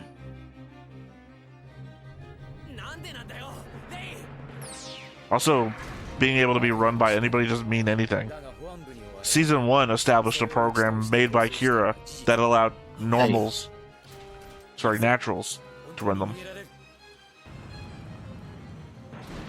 Again, another lie. That's how Mu was able to pilot the strike. See, that was the... Remember when I took pictures of Gundams? Well, I actually saw that Gundam. You're talking about it at the store. I'm like, I don't know what the fuck you're talking about, actually. Yeah, this store. And I said, oh, that is a... it has to be a spoiler. Well, I mean, because it kind of looks like a miniature version of Destroy. Yeah. Well, depending on which one you're talking about. Yeah, the one with the backpack thing looks like a miniature version of Destroy. Yeah, Destroy. But I'm talking about the one that... legit have barely seen it yet here, so I don't even know. Yeah. Yeah, it has a sort of kind of like... yeah, I just mean that we only see the colors when it powers on, and it's been powered on for like 10 seconds. So, I mean... Mm-hmm. Yeah, but I recognized it like, oh, yeah, that butterfly effect that it has on the I'm back. wondering how you recognized it in the store before we've ever seen the episode it was in. Yeah, because it looked like the Impulse, but it had the butterfly effect. And I thought that it was an upgrade to the Impulse, but it clearly not anything. It's something else. That's why Marion has always been on him in the opening. Mm-hmm. However, we're only like 13 episodes from the end. Yeah. Does that also mean it looks like also that Kira gets a new Gundam? I mean, you'd have to, right? I guess Ray is gonna fail and he's gonna get Ray's. There's no way Shin's losing his.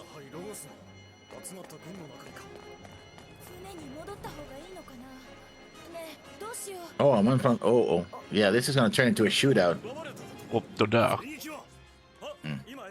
No, I mean between Alliance forces and... also no duh. We both talked about that in both of our notes.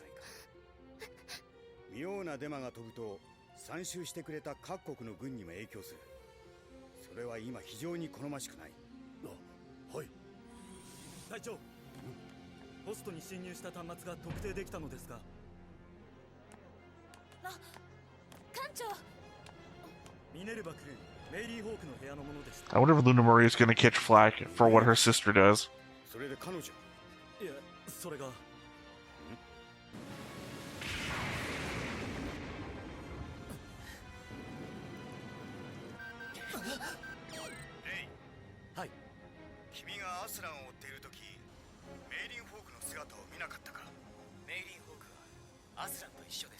Well, this might affect Shin.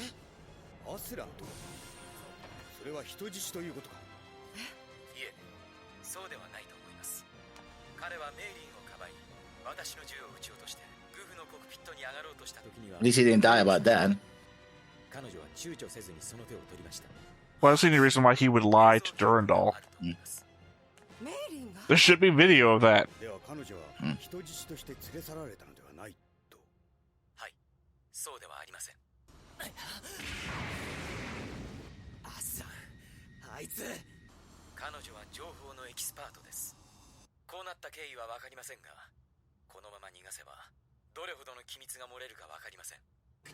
That's not a lie. If he takes her to Archangel, there's no doubt that she's going to give the Archangel the information they want.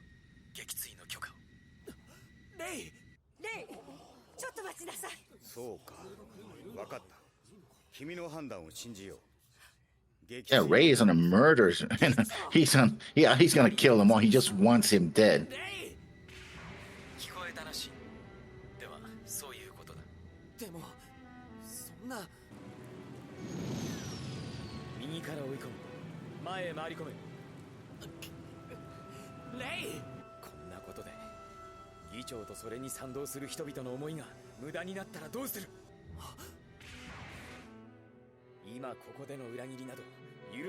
This is a lot of the debate points that I came up with real early in the season.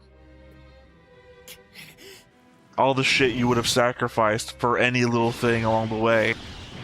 Like back then, it was giving up Lacus, or a mirror for as Lacus. You say that and you ruin everything.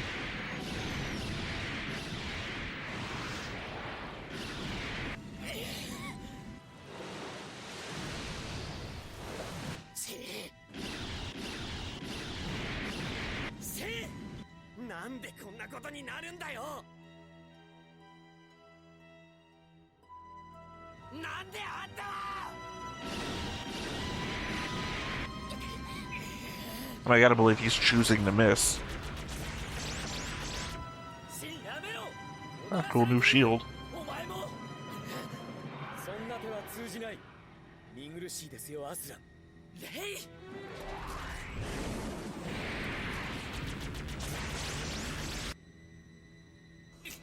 Yeah, it's hard to believe that these are the most powerful Gundams in existence. Having a hard time taking on a goof.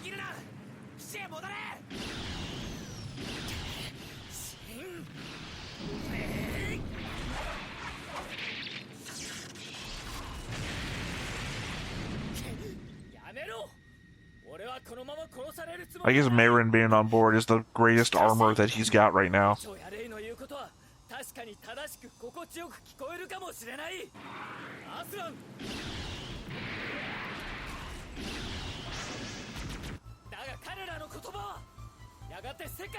That's a stretch. You don't have any evidence of that.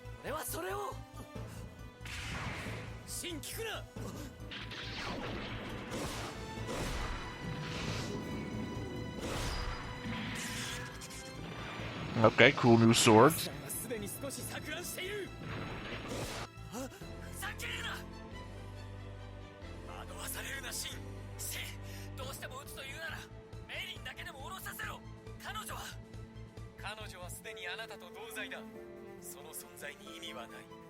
Mary, you have no, like, negotiating skills at all. Yeah, no need for his existence.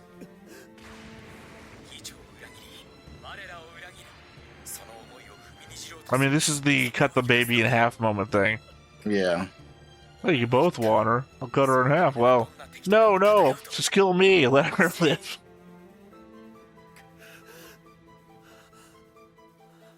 Can't wait for the audience member who has no idea what the fuck I'm talking about.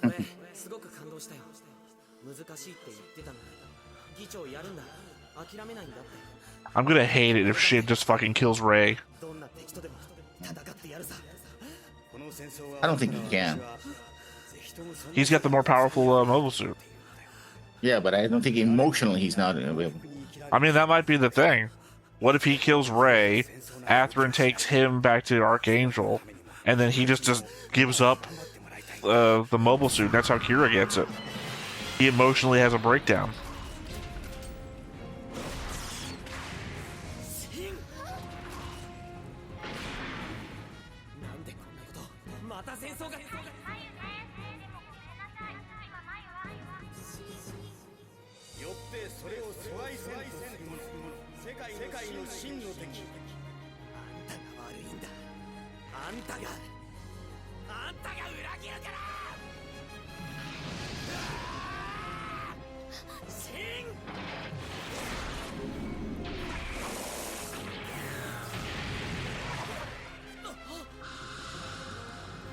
Oh, shining finger. Didn't know I'd see that in a Gundam show again.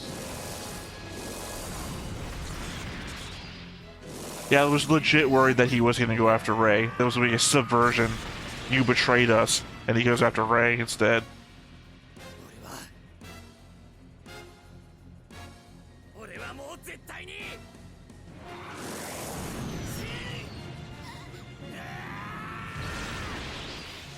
Wow, very specifically on one side.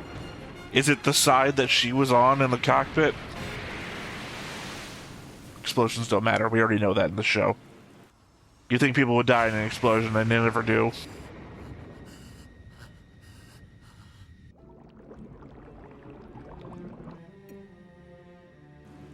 Though it would be fucking amazing motivation for Kira if Athrun actually did die.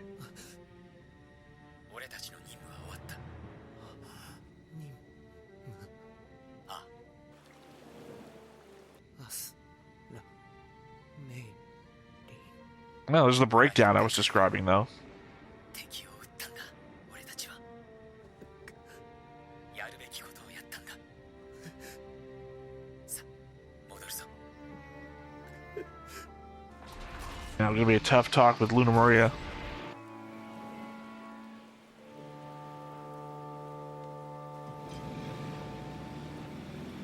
Went from the battleship to a cutter, I guess. Yeah. What's the bodyguard guy? Egyptian Rainbow. Yeah. Now, let me just edit out this part where he warns Rey that the Marin's back here. 報告グフ撃墜ですデスティニーレジェンド人そうかありがとうクライバー事の次第を簡単に文章にまとめてくれ連合側もあれこれ聞いてき始めているからなはいこれまでの経緯とこちらから調査隊を出すので現場海域へは立ち入らないよう要請する旨を Yeah, you wouldn't want to immediately confirm that your enemy is dead. メインフォークには姉がいたな彼女を呼んでくれたまえ一連の事態を話さねばならんしまた聞かねばならないこともあるだろうそれは君の方でやってくれるか I guess for Talia, this is the you've changed moment. 調べさせてもらうことになると思うな You're not the man I used to know, kind of thing. ええ、どうぞ。でもその前に少しお話しさせていただきたいですわ。そう睨まなくてもちゃんとそうするつもりだよタリア But also on an impersonal level, I'm the president? Yeah. アスランは私が副隊させフェイスとまでしたものだそれがこんなことになってショックなのは私も同じさ Not really. You're not, you lying son of a bitch. 君にも迷惑をかけてしまったな本当にすまない後で必ず時間は作るから君も少し落ち着いてくれ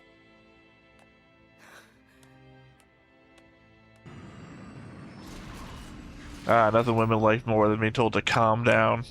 Yeah, I'll make time for you later. シンどうしたいや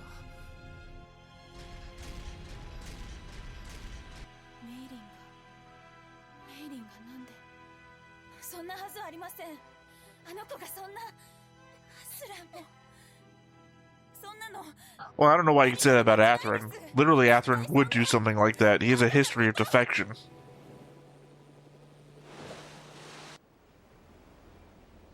Okay. おはようございますおはよう昨日はすまなかったね Like as I said, 大変な仕事 explosions don't matter. People just fucking survive explosions on this show. だがよくやってくれたありがとう撃ったのはシンですそうか Please don't put that on my record. 大丈夫ですでもアスランとメイリンなんでそんなことまだコックピットも見つからず何も分かってはいないが Damn, these cockpits are becoming undestroyable. データには侵入された後 Or indestructible, whatever the word I'm looking for is. ヘブンズベース攻撃作戦のコードネームだよ大層な名前だがねただその中にはデスティニーとレジェンドのデータもある侵入はそう容易ではないはずだが情報に精通してい He's る just, 者がいれば wow, the lies he's just building upon is like, Again, for me, not automatically dissuading me from the character. だがラクスは We already had conversations about how many lies could you tell to save everybody. I don't think he is actually saving anybody with these ど lies. こへ行こうとしていたのかな He's maintaining a cohesive atmosphere that allows him to operate with his former enemies. だがそれも And in that way, he's saving everybody from the threat of Logos. So, わからんねならばなおのことをどこへ again, it's the element of I don't think another leader would be able to do what he's doing right now. ロゴス海戦の折それだけはどうしても避けてくれと言って来てくれた彼だからこそ私は信じて軍に戻したそれがなぜ But not once did he ever use those faith powers that I gave him. 気に入らない Yeah. 議長心中はお察ししますが、 Of course you do, もう you look- you're- 意味のないことです。Bootlicker. Again, kid. Could be the kid. It's not a bootlicker if he's your dad. 究極の道を選ばれた議長を皆支持しています。レイ。次の命令をお待ちしています。 More than that, it's not a bootlicker if you're like mentally handicapped, not handicapped, hypnotized, whatever they are. Whatever you call like Stella and the attendants and whatnot. Yeah. Or Moo. Literally the same control room as the super weapon from season 1. こ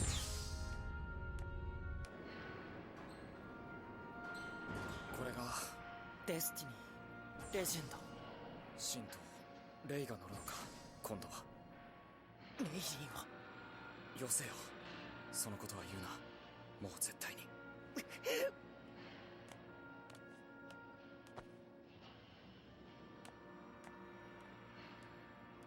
お疲れ様でした、艦長。 Rough call to go from being the hero to the monster. 司令部からの発表。 Oh, and one of yours or two of yours died by his hand, you know. Oh, yeah, but nobody treated Atherin that way when he came back from being a defector. 艦長。悪いけどもう少し頼める？これではシートに座れない。あ、はい。すぐに行くから。So are we relegating Arthur to the captain seat? I mean, he's a second in command. Yeah, but he's not qualified. What do you mean he's not qualified? He has to be qualified as the XO. He's fucking me. He's not fucking me, but he's me.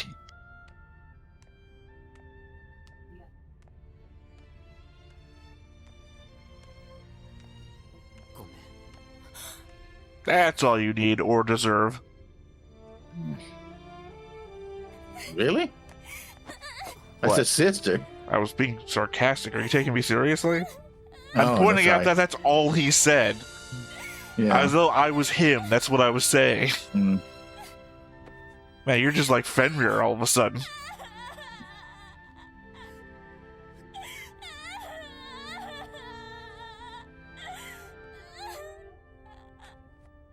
Yeah, at least nobody kicked her in the balls.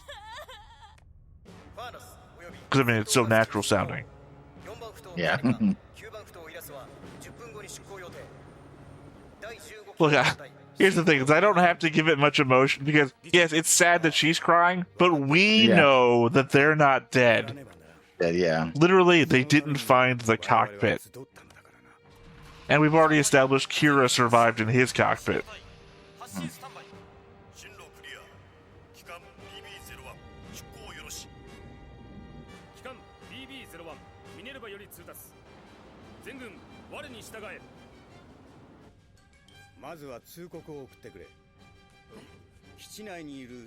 Oh no, I guess, who the hell is that guy?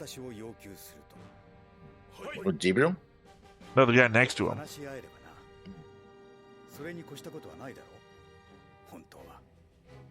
Still didn't go back to the plants like you said you were going to. Okay, that's what he was doing. He was just out there on a cutter because he knew this was going to happen? What? This is as bullshit as when Kira survived. Not this season, last season. He was just out there and ready. I guess they went back to the base. Yeah, I guess, because that's what's her name from the first season. The one that slapped Kigali in the face.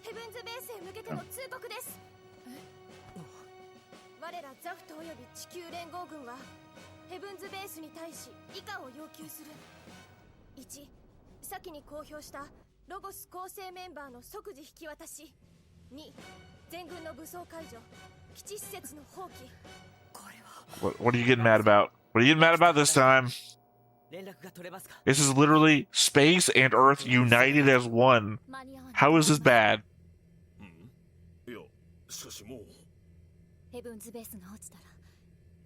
Why? Why would it be Orb next?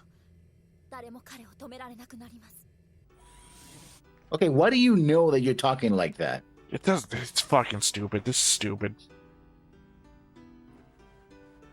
At least this episode had an emotional heart with the whole Shin and Lunamaria thing. Ray is literally the opposite of that heart because he's gone cold. As cold as he possibly could be. I mean, they're talking like they know stuff. Well, they do. They don't. They do know stuff. Hold on, I'm waiting for these to end. There we go. Sorry, they're pulling the whole, well, there's Logos members in Orb, so they'll go after Orb next. But the stupidest shit for me, the stuff I can't get past is if we don't stop them now, nobody will be left to stop them. Do you mean because they've united the entire Earth and space together in one form? We finally achieved unity for everyone, and now you want to stand against that? Because somebody has to fight?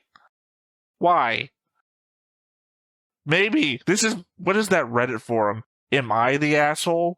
This is this. Yeah. These characters have turned into that Reddit forum, am I the asshole? If you're the only one standing opposed?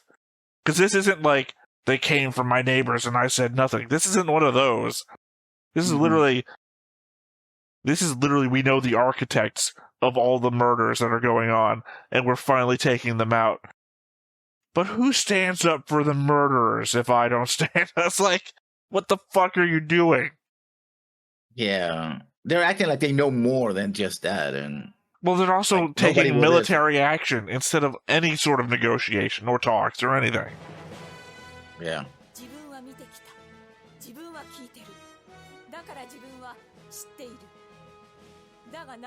Oh, another destroy. Or multiple destroys. 次回機動戦士ガンダムシードデスティニー新しき旗力となって突き抜けろデスティニ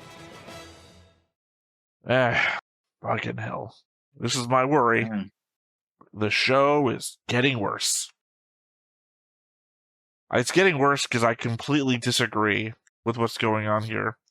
Like, at best, you know what I think they should do? Infiltrate Zaft and try to assassinate Durandal. Because, literally, this is not one of those, if you killed him, the next person in line would be worse. Because there is nobody next. Like, literally, he's the keystone of his whole plan. He's the M. Bison in the Street Fighter movie. Yeah, there's I think nobody the left. The problem here is that they made the baddies so mustache-twirling, horrible people again and again. Then it's like, it makes perfect sense to take him out, right? And again, the element of we, the United Peoples of Earth, and the colonies of the plants have joined forces. We've put all racism behind ourselves now. We are literally the best combination we have ever come together to be, and we're going to go to Hitler's bunker and take him out together as one unified force. And now our good guys are like, if we let him take out Hitler, there'll be no one left to fight the Alliance. I'm like, what are you talking about? This is the fucking stupidest thing I've heard. I understand that Durandal might not be the best dude ever, but he has literally unified the world together with a minimal amount of sacrifice required. That is not an insignificant amount of good.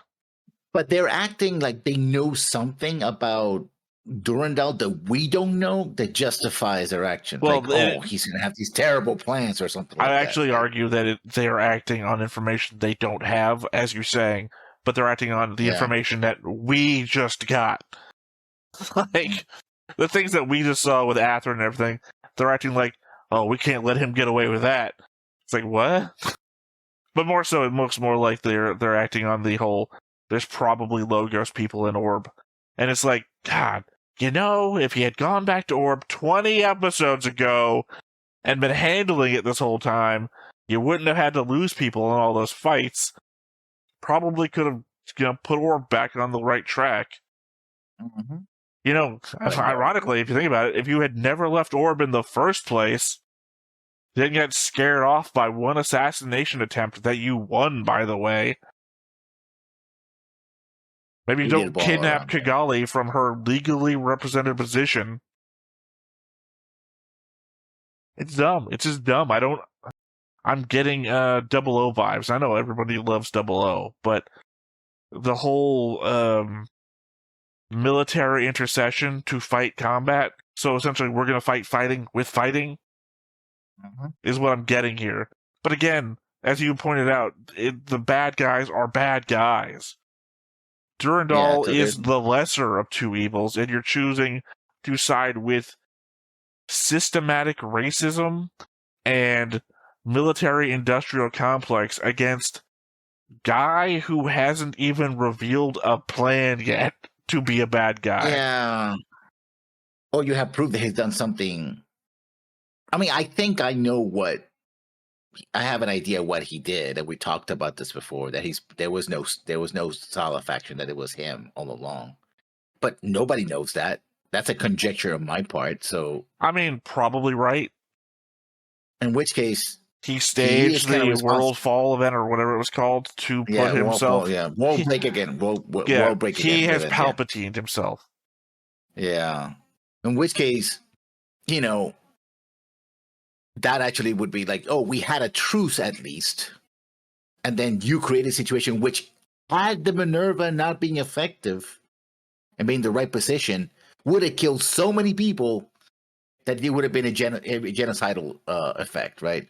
I mean, obviously the argument that's right is it didn't. But also, not for nothing, it worked. He did bring the worlds together. Yeah, but he murdered a lot of people to do it. He didn't murder a lot of people. In fact, Logos murdered a lot of people. And ironically, the threat that he joined the world together murdered a lot of people. No, but if he was behind the world break thing, and remember those pieces destroyed entire cities across the globe, right? Yeah, I'm sorry. I thought you were talking about destroy marching through Europe and everything like that. No, that is on Logos. But that's again, Logos, especially Jibril, will be such a moron, right? Like, here's the problem: is that I've already stated that I think that a number of sacrifices are able to be made for the greater good. But this is a world. This is literally a world. This is on all of humanity good. Like, we don't know what the death count is. Yeah, well, here's the thing. If you're saying you're putting the world at risk because you could have failed and killed billions. But again, we live in the present, though, so we know that he didn't fail. We can't attribute failure to him for it not having happened. And even if he succeeded, if he was behind that, then also he restarted a war that was at least he didn't pause. He did. No, they nuked. They nuked him. They were nuking the plants before that. No, but that wasn't. That war was over. No. I'm talking about when Lord Jibril. I don't even know his Lord. Jibril did it under the excuse that it was the coordinators who were going to kill humanity because the coordinators were behind the world break. Because literally, that's what happened. The world break happens. Durandal sent people down to help humanity, whatever, and Jibril's people was like, "Oh, we can use the media break the world." That was what it was. Break the world incident. The break the world incident, right? Well, it just occurred to me now because I couldn't remember until you kept saying world break, and that's the Hulk thing. Yeah. So it's millions of people died because multiple massive cities were destroyed or destroyed, right, across the globe, and that's we actually stopped the thing, right, from happening. So if it had hit, right, that's a huge gamble. He sacrificed a lot of people. And that's supposing that he's behind it. We don't know if he was. Or maybe he wasn't directly behind it, but knew about it and let it happen. Kind of thing. Like, oh, the people are planning this. Well, that's how it shakes up, right? And I also think he may have been behind the stealing of the original Gundams. Because they had an inside person in the plant. No, I disagree with that one. Sorry, I was silent for a moment because I was trying to figure out what episode the Break the World incident was. And it was like episode 5. So it was episode 5 to 7. So that has to imply that you're right about when the nukes launched. I don't know what episode the nukes launch was, but had to have been further on than that because everything before that would have been establishing our new characters and everything. Yeah, and But the I thing think is you're that, wrong about him having an inside person, unless again the secretary thing that I mentioned before. yeah, I think you're wrong though about. I think that was pure logos and whatnot because we haven't still established who's responsible for Mu and B and Neo now and everything. yeah. And since they're behind that, and then they report then to Gibril, I don't think that Durandal is responsible. And the thing about that too is it kind of reminds me of my criticism of Macross 7. It comes off as too late. Like it's like, oh, instead if they set up, because they've been very good. I've been suspicious of Durandal because of his smirk and all that. But no motive, by the way. You're being suspicious of Durandal because of his smirk is still utter bullshit. It has nothing to do. It's like, again, I had pointed out that one time that guy came up with the list of detectives who would have figured out Death Note, and I was pointing out what they say. They would have figured out who did it, but not the cause. And I'm like, that's a fucking bad detective. You're just guessing. You had no motive or anything. That's what you're doing. Oh, he smirks. He smirks a lot. That guy did it. Did what? I don't know. We're going to figure that out later. Yeah. But, it comes up to being too late. Again, the problem is, ironically enough, that this narrative is unbalanced. Because the bad guys don't have any depth to them. So it's like, of course you would side with the other guy. Because these people are genocidal murderers. That's probably the point, though. 'Cause, like 5 episodes from now, there's going to be the huge information dump. Like, Ray is going to die, and then someone's going to get access to his computer where all the information's going to be. And there's all, like, huge data dump of, oh, he was responsible for the Break the World incident and all these other things. In fact, he had something to do with the labs, too. It's like, well, shit. And I think the point's going to be to make us all feel bad that we were like, oh, and I thought this was a good, well, I don't know how bad we can feel when already we know what he's doing with Atherin and Mayrin. Yeah. So, I don't know. They're kind of feeding their own punch at this point. And if that happens, I do have a criticism of that, which might be closer to your point or not, depending on what it is. But I want to hold on to that criticism because, again, this is the element. If you watched, we've brought it up before, and now I suddenly can't remember. Giant Octopus. If you watched Watchmen and didn't side with Ozymandias, which you don't. I mean, no, because depending on which version of the show, of the movie, he craters New York City. It's basically the same. In the comic books, he kills everybody in New York City. Yeah, I mean, basically the same. For a temporary truce, basically. Well, I don't know. See, I don't know if it's temporary in the comics or not. I didn't read the comics. I only read the follow-up after when they go to the DC universe. So all I know is really the differences between the movie and the comic and how the movie ends. And I don't think anyone's going to buy into Rorschach's crazy-ass journal. I think Ozymandias gets away with it.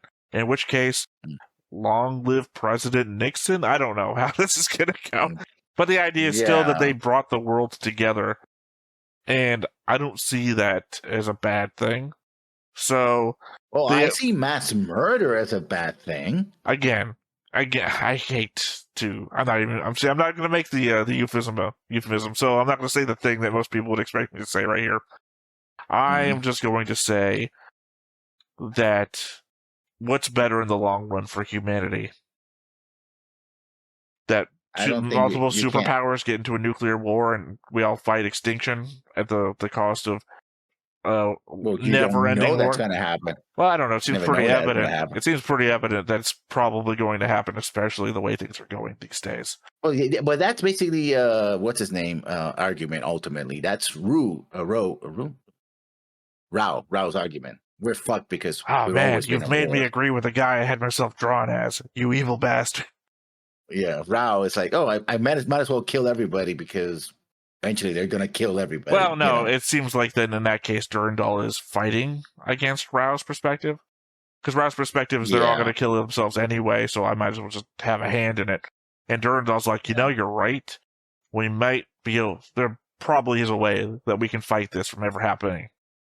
And but I think he pushed them to the edge of getting killed by having the thing almost come down on the Earth. And recognizing that there's a reason to fight against all of this. Well, I guess not, because who did he really, if he is guilty of that, who did he really unite? Nobody. If you're correct, and the Break the World incident was his attempt to unite humanity, then all he did was show that Zaft is capable of doing humanitarian good, while then Logos tried to nuke them. I guess maybe it was a method to ferret Logos out of the woodwork, because all it really did was make them more proactive. The thing is, I think this would have been interesting. And they kind of show it in the beginning, but Logos doesn't do anything because everything happens with the Break the World incident. If Logos had been actively participating, having their own plans to break the truce, right? A little more nuance, at least, like, oh, we want to start the war again. We've rebuilt our factories. We have the new strength. We can't this armistice last because, eventually coordinators are going to kill us, whatever, right? Because they believe in Blue Cosmos. And we need the money. We need to make profit. We can't make profit out of peacetime. I mean, that would have been a thing where, like, okay, I got to do my own thing because, a little more give and take. Here is all give, no take. Durandal seems to be doing most of the heavy lifting. And just Blue Cosmos Logos is just like, kill everybody. What's our solution? Kill everybody. But just kill everybody. They started smart with stealing Gundams, and they were like, oh, well, that didn't work, I guess. So what's our plan B? Kill everybody. Because they're a military-industrial complex. They have to have somebody to fight against. So I understand we have to keep firing nukes at them, because the idea that Logos doesn't have any representation on Zaft's side, I mean, unless Durandal is that representation, and that's the play, that he's the reason why they keep making weapons so that they can fight the other side. Because if you were able to negotiate a peace, you wouldn't have anybody to fight against, because they're everything. You put all of your boogeyman eggs into that basket, and if they don't try and fight to win, then you've got no war on your hands. So the fact that you keep coming at them with nukes and all-out destruction tactic forces them to make shit to defend themselves with. There is no negotiation from ultimate destruction. But you don't. The thing is that if you succeed, then you eliminated the very people that the reason to fight against. Yeah, but Jibril has a whole line against that too, or not against that, about that. We can then define what the future means after that. So he wins if he wins, and he wins if they lose. Well, not the ultimate loss though. He wins if there's a stalemate. He wins if they win though too. If their plans, which we don't know what their Jibril's plans were afterwards, he mentions like, oh, the real plans are after we kill all their coordinators. But what would those plans be? Have an army of extended, I guess. Well, that's what I'm saying though. Even if he stalemates, he still wins. He just doesn't have to make the new plan stuff. Yeah. And they already covered in the early episodes that they have hundreds of dozens of plans. Yeah, but we never hear any discussions of what those contingencies. They say contingencies, so. Well, no, they have contingencies and plans. But what you're saying about we never hear about them, yeah, I already covered that before when I covered the fact that we also don't know what any of their corporations do or what they're called. There's no details. Yeah. Like, if this was better written... Sorry, I don't want to say better written. If this was a more well-defined show, we would cover who each of these people are, where their corporate headquarters are, what their corporations do, how we're individually going to take each one of them out. Like, this wouldn't be and then they all got Luigi'd, as we just saw, because that's just easy. It's like, oh, a random guy on the street took matters into their own hands 17 times in a row, and that's how Logos got dethroned. Because that's the plan we're going with here. I think it would have been easier, in fact, because I think that's where I thought they were going to go. Like, they were going to see a series of escalations, right? But it's like, no, boom, let's go right to massive war, right? I think it would have been cooler if this would have been like a hidden war that kept escalating and escalating, Well, like, for a year or so. A hidden one-year war, if you will. Yeah, that would have been cool, right? Yeah. Until finally it breaks, and it's like, and you get to explore who these people are, who's Blue Cosmos, and who, because the idea is, ironically, you want an excuse to build up your weapons. Oh, the coordinates are going to get us. Oh, the naturals hate us. Okay, and build that up. And then I think Durando would look even better there, because I think Durando would have been, it's like, I don't want to do this, but I have no choice because it keeps building up and I'm trying to stop it, right? But here's probably my final thing on the matter here. I think the way that Gundam tends to, I'm not going to say rip itself off, copy itself in multiple iterations, I think you could probably do something really good with, say, this season of Seed combined with Witch from Mercury, those two ideas. Because Witch from Mercury is essentially a school, but it's also the school is for like the wealthy kids of businessmen. And the businesses in Witch from Mercury, we know a lot about because the main characters are associated with the businesses.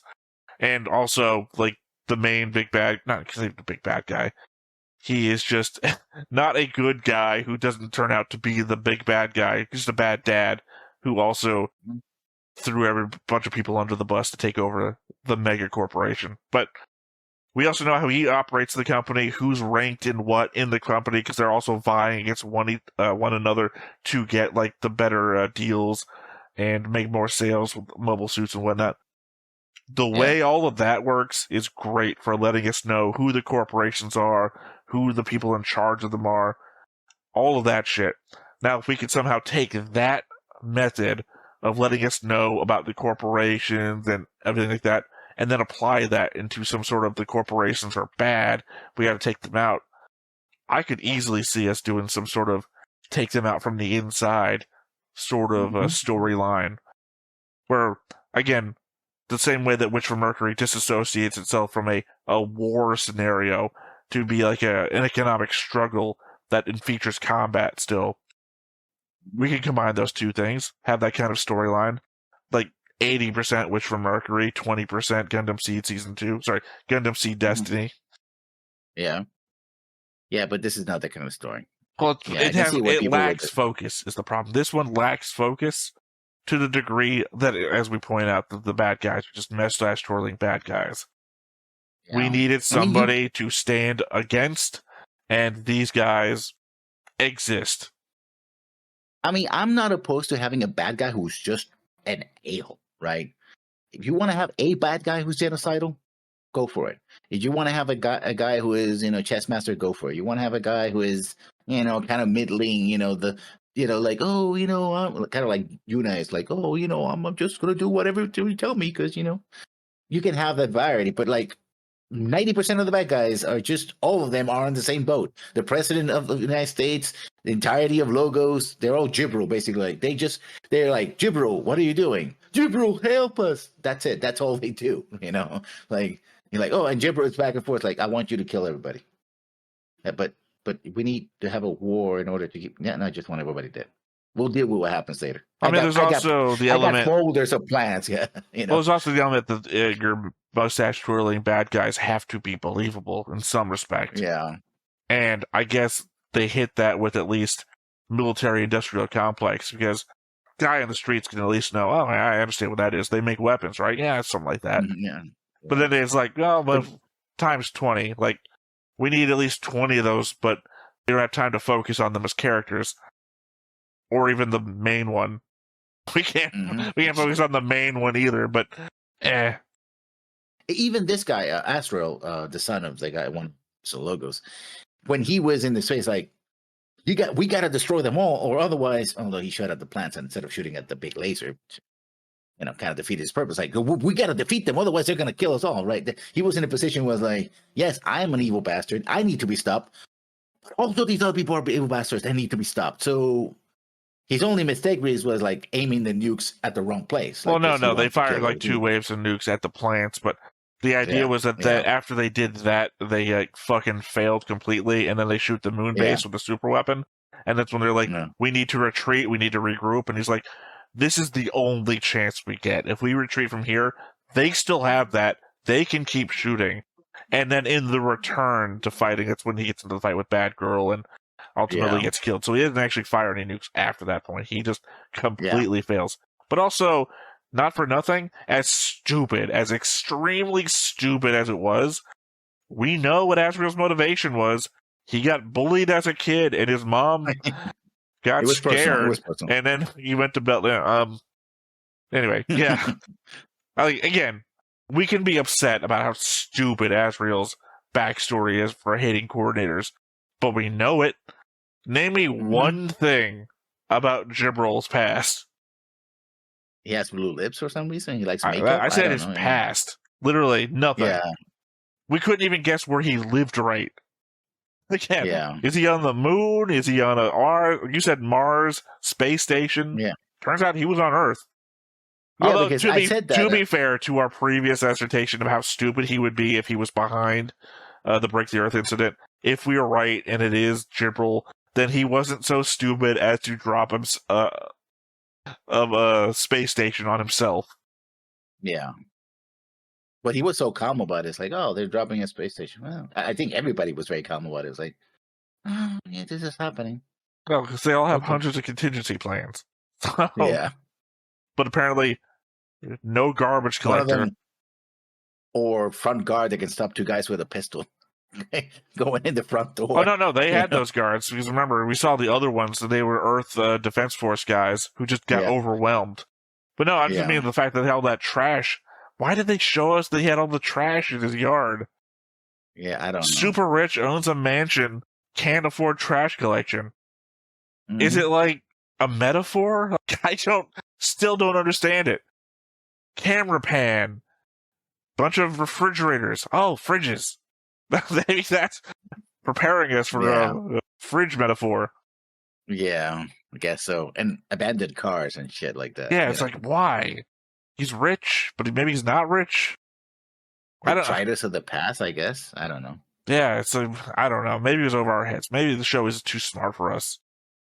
Maybe it's a Black Mountain all over again, which I read in comments like, well, seeing you're not Japanese, therefore you don't get it. Like, well, for one thing, you took that the wrong way, I think.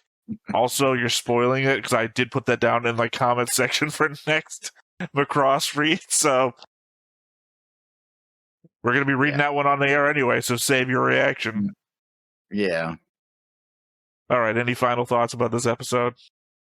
No, I'm out. All right, well, once again, I have been Theta. This has been Lessons. We've been Stoneface Reactions, and we will catch you next time. Bye-bye.